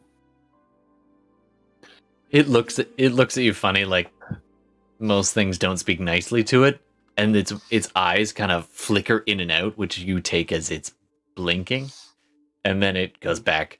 Can I get Henrietta. I'm assuming Henrietta, unless you want to leave the machine here. But you now are out of combat. There's no imminent danger, and this thing will wait for you if you want to try it to fix the machine a little bit. Or you can just leave it, Henrietta, if you don't want to touch it. Why are you talking to me? Good point. You're up on your horse. Does anybody want to fix the machine, or are you going to abandon it? It would be me who would, I guess, handle that. Sure. Darmita, I'm kind of the keeper of the machine. Yeah. Yeah. The keeper of the machine. All right, so you climb up underneath and get a look at this thing. It's going to take another strength or athletics check to try and break this thing loose. If you wanted to, ask me to help do a thing, then she probably would. But I would at this point. Yeah, at this point, Darmita knows. You could spend your other rage point if you wanted to as well. Just saying. Wow. No. Evil DM. Athletics check at disadvantage. I'm good. Yeah, I'm good. Okay. I gotta figure this rage thingy out. So far, I don't like it. So yeah, I'll get help from him. All right. So Henrietta, Darmita asks you to assist, and so either one of you can go ahead and roll an athletics check with advantage. So this is one of the demons that we're not killing on site. Okay. Can't keep them straight. What do you need help with? And I will go. I need you. I'll tell you what. Here's how the Bone Devil frowns at Henrietta's comment. Is like, wait, you kill on sight? I mean, I didn't hear any of that conversation. Yeah. You grab that thing, pull it out, and I'll hold the machine. Are you giving me advantage? Are you helping? Yeah. Cool. So you have advantage. In her mind, she is. Yeah. Yeah. I'll take it. I'll take a 29 instead of a 26. All right. Wait, is athletics or is it strength? I didn't. Either one. Either one is fine. Athletics. My athletics is way higher. Yeah, you can use that. So you brace yourself and you pull out this chunk of. It's part obsidian, part volcanic rock, and it was wedged up in the wheel, but it is now free. So the vehicle has been repaired. You now have an escort, and you can drive your vehicle, and you get the rest of the way without further incidents up to Bell's mountain. The Bone Devil insists you park your infernal machine at a kind of a nook out of the way, and takes you down through this cavernous passage down into this small Falurie. I'm going to get you to do a wisdom saving throw for me. My favorite. Yeah, so we're just going into some tunnels. There's not like a cool big gate or like. No, it's if anything, it's a back entrance. Cool. Yeah, I wasn't sure if we were gonna walk by like a royal guard or whatever. No, it actually takes you through a twisting route that is intentionally difficult to follow. Cool. And at one point, I assume it's like really tight. It's really tight in here, I assume. It gets pretty tight in a few places. I guess it couldn't be too tight because Bone Devil is large. It is. It gets a little bit tight in a few places, but it actually ends in this one passage with this thick, viscous pool sitting there. It's not ichor, but it's definitely some kind of weird, oily substance. And the Bone Devil motions towards you and says, "Dive in. Within you will find your audience." So I'll be leading my horse at this point, not riding. Do I, while we're walking down, can I just recall what the succubus whispered in my ear? It was a name. And it was,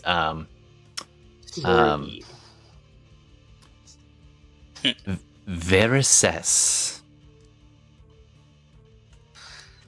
Verices. Shh. It's a secret. Just let me know if you ever need anything. There is a price. Verices. Sorry, can I just intuit, like, maybe it's a whole... Is that her name? We learned her name. It was like Doran or something. Yeah, we did. Oh. We've all forgotten it, but well, now it's Verices.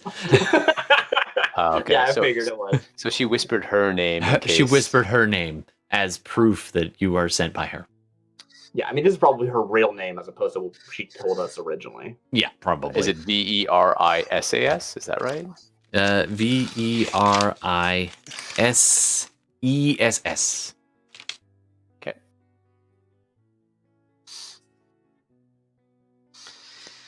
You get the impression you are not to tell anyone that who doesn't need to know. Yeah, big deal name.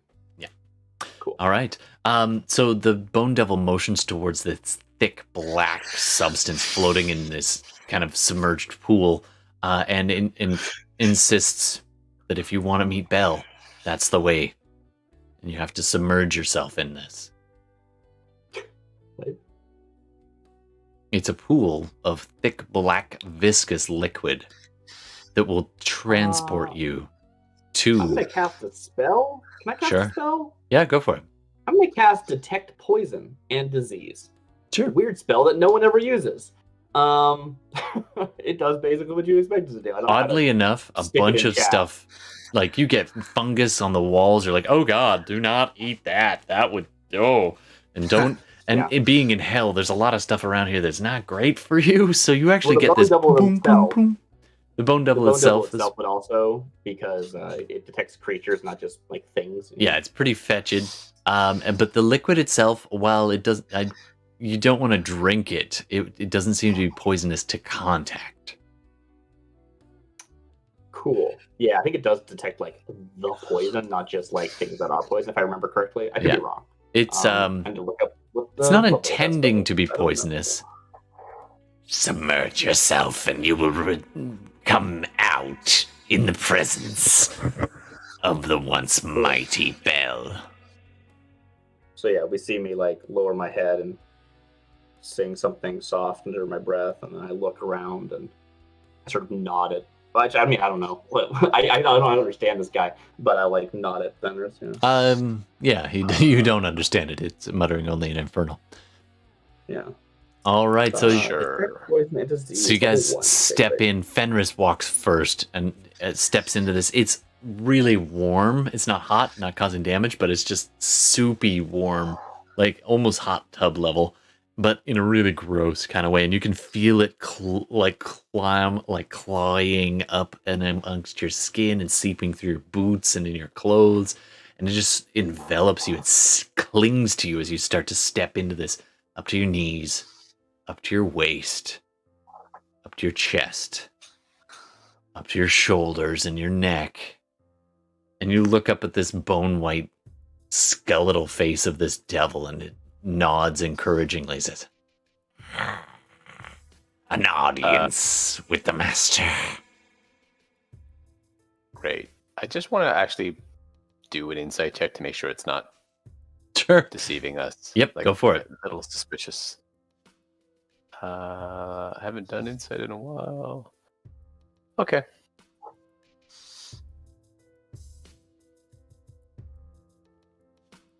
Just 10, so I'm not sure, but I guess I'll do It's it. a little hard to read. It's an ominous, grinning skull, and when it's like, Go on.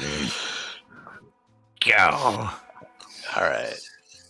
I'm just gonna assume with like the if letter. this thing I'm was gonna have singing the a letter in my lullaby, it would hand, send and you. I'm just gonna go. Yeah, it's sealed in the skull, and you Roll just. the dice.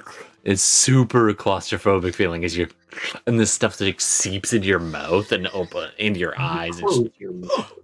yeah, okay, that's fair. You hold your breath and you go underneath, and there's a few seconds, and you being one to understand teleporting intuitively and through long training, you feel a slight pull somewhere behind your navel, indicating you are no longer in the place that you were before.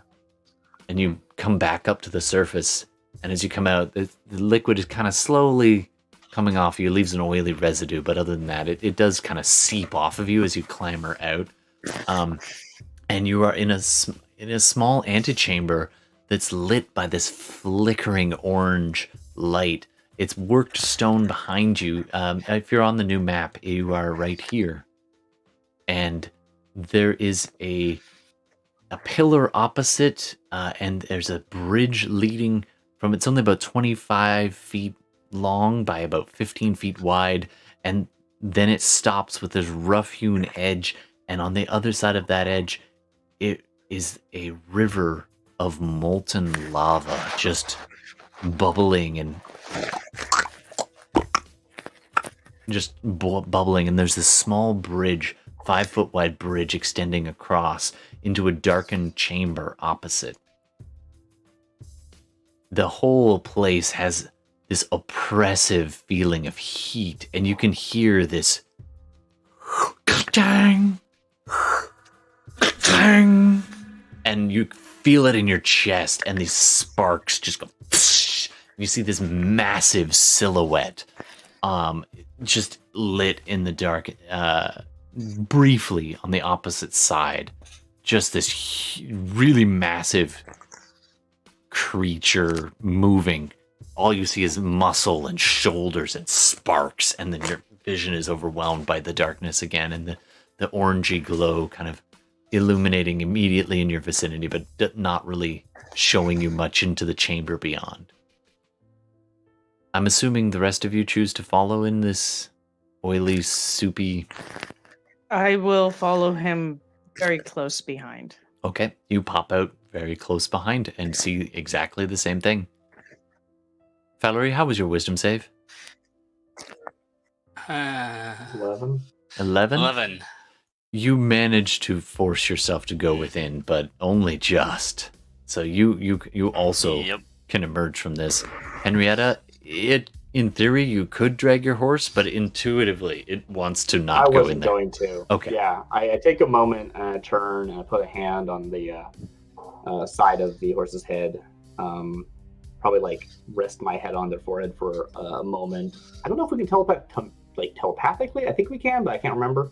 Either way, I communicate with it to say something along the lines of, thank you for your service so far. Return with the knowledge you have seen, and I will unsummon them. Absolutely. And I don't know what happens to the spirit when I summon a new one. It's the same spirit, and it goes somewhere. So I don't know. Maybe they're gonna honestly, take it just messages back to Peller. I don't know. That'd be cool. It kind of nuzzles you like forehead to forehead for a second, and the side of your head that is on the demon side just prickles and itches like crazy, and you just wish you could get a stick in there to. But the other side feels this cool sensation of calm and peace, and the being just goes translucent and is gone. Then you submerge and submerge into the black liquid as well, and emerge on the other side next to Fenris and Darmita. Okay. And I will say, unless I'm mistaken, which I should double check, but I'm pretty sure that Detect Poison is a concentration spell. Yep. So if anything happens, let me know. Okay, absolutely. And if you're still there, Uncanny Tree, thanks very much for joining us tonight. And I'm sorry, you can always catch the rest of this if you're still there. You can always catch us on podcast on replay. But thanks very much for your input tonight. It's great having you. All right, so you can all place yourselves in Belle's inner sanctum, and we can pause here if you want, or we could keep going a little bit more. I gotta wake up early tomorrow morning, man. Fair enough. So Cool. you Puppy do. dogs.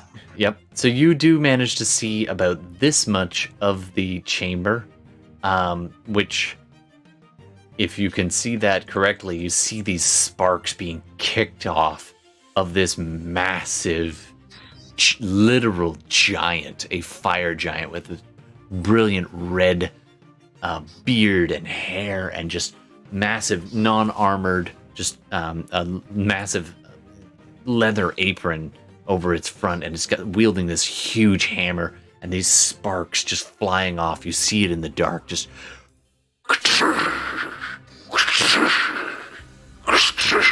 as it's just hammering into this rhythmic fashion, and you hear other percussive sounds. You're not sure if it's echoes in the chamber or if there are others of these, as you see other sparks, just little flickers of light from within the chamber. And you see floating above it, just behind this, you see this pillar sorry, not this pillar. You see this platform of rock hover into view, down into view, just almost shoulder height of this giant. And on its back, you see this massive red devil with these huge curving horns. Picture Tim Curry, you know? And, yeah. And you see him muttering in infernal to this thing. Work harder, you lazy. Sorry, that was the other voice. You see this creature and it turns its head and sees you all. Welcome. Curious. Looks like we have new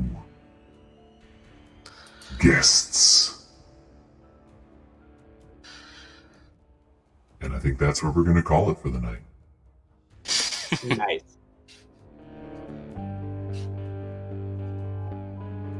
All right, yeah, exactly. Think about What are you going to say to an archdevil? Or what do I say to this guy. One-time How do I not- archdevil. All right, well, I think we'll call it there. Thanks very much, guys, for playing. That was fun. Man, that whole monster. I was just like, I could have murderated you all so hard. But I'm glad that worked in your favor. That was, when I read that, I was like, oh. Hurts. Oh, that wasn't even the worst of it. The worst of it is if it swallows her, and it was about to when you held it. You saved her life. Guaranteed. Because if it swallows you, you are in big trouble.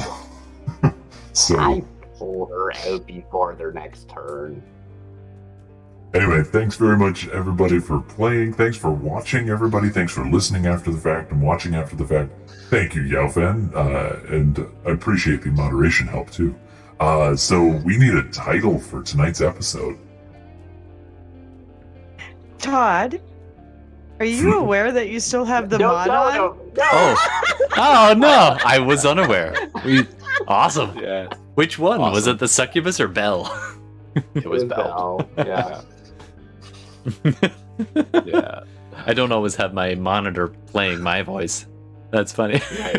Damn it, Bella. Oh, come on. Can't I have some fun?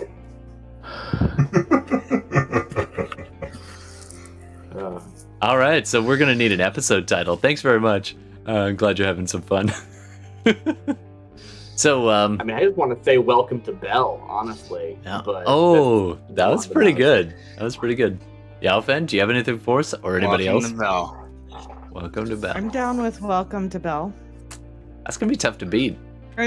Unless Yelfin, because Yelfin usually comes up with some pretty Yalfen does. I say fine shit. the rise of Flergix 2.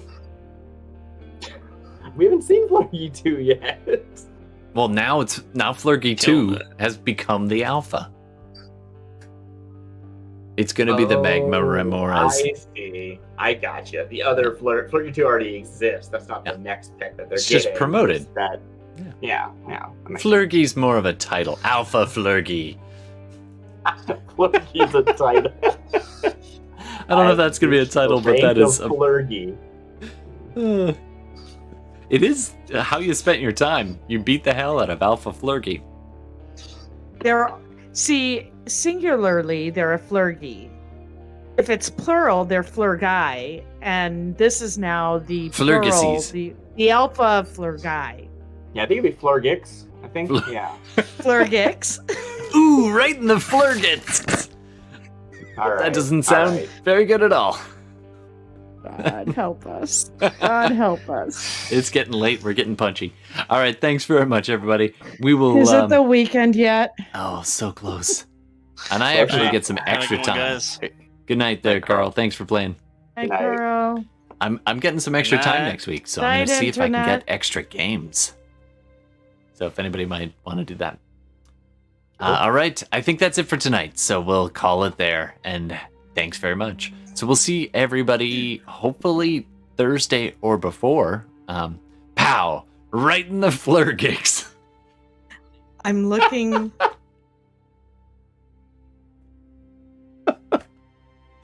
That was Yelfin, by the way. Oh my god. Okay. I saw it was yelping. Oh, I'm actually crying right now. All right. Thanks very much, everybody. We'll see you in a week.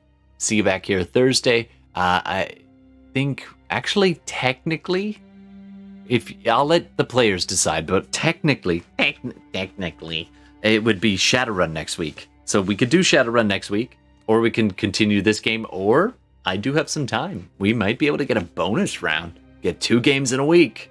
We could do bonus round. Bonus. Oh, that was echoey. I gotta go easy on that. I would definitely like to kind of get this going with Belle next week. Yeah. All right. I All would right. too. Well, we'll let's sort it out. Maybe we'll do an extra game. Maybe we'll move the Shadowrun to a different day if that would work for people, and then we could do D&D on the regular Thursday. So if you want to join us live, let's do that. I'll check in with the other players and see who can do Shadowrun when. But I think I'd like to do that too, because I'm on vacation. Yeah. It's vacation time. Oh yeah. All right. This was a long intro. We'll talk about it off stream. Good night, everybody. Good night. SideQuest Live. Thanks so much for tuning in. We try to record all of our games as much as possible, whether that's Dungeons & Dragons or Shadowrun or another tabletop role-playing game. Just a quick side note about all the licenses and copyrights involved. Our music is all Creative Commons attribution music on our live stream video feed or YouTube replay or Twitch VOD. We always attribute each individual artist, so be sure to check out those individual artist attributions. Lots of love to so many people who make their work available so that we can do what we do. So thank you. It influences our game. It makes it immeasurably better. So much appreciation for them. Let's not forget the makers of the games. Dungeons & Dragons is copywritten by Wizards of the Coast. They own it. They make it available to all of us to play, and it's wonderful. We are in no way affiliated with them, and nor do they endorse this podcast, but we are very appreciative.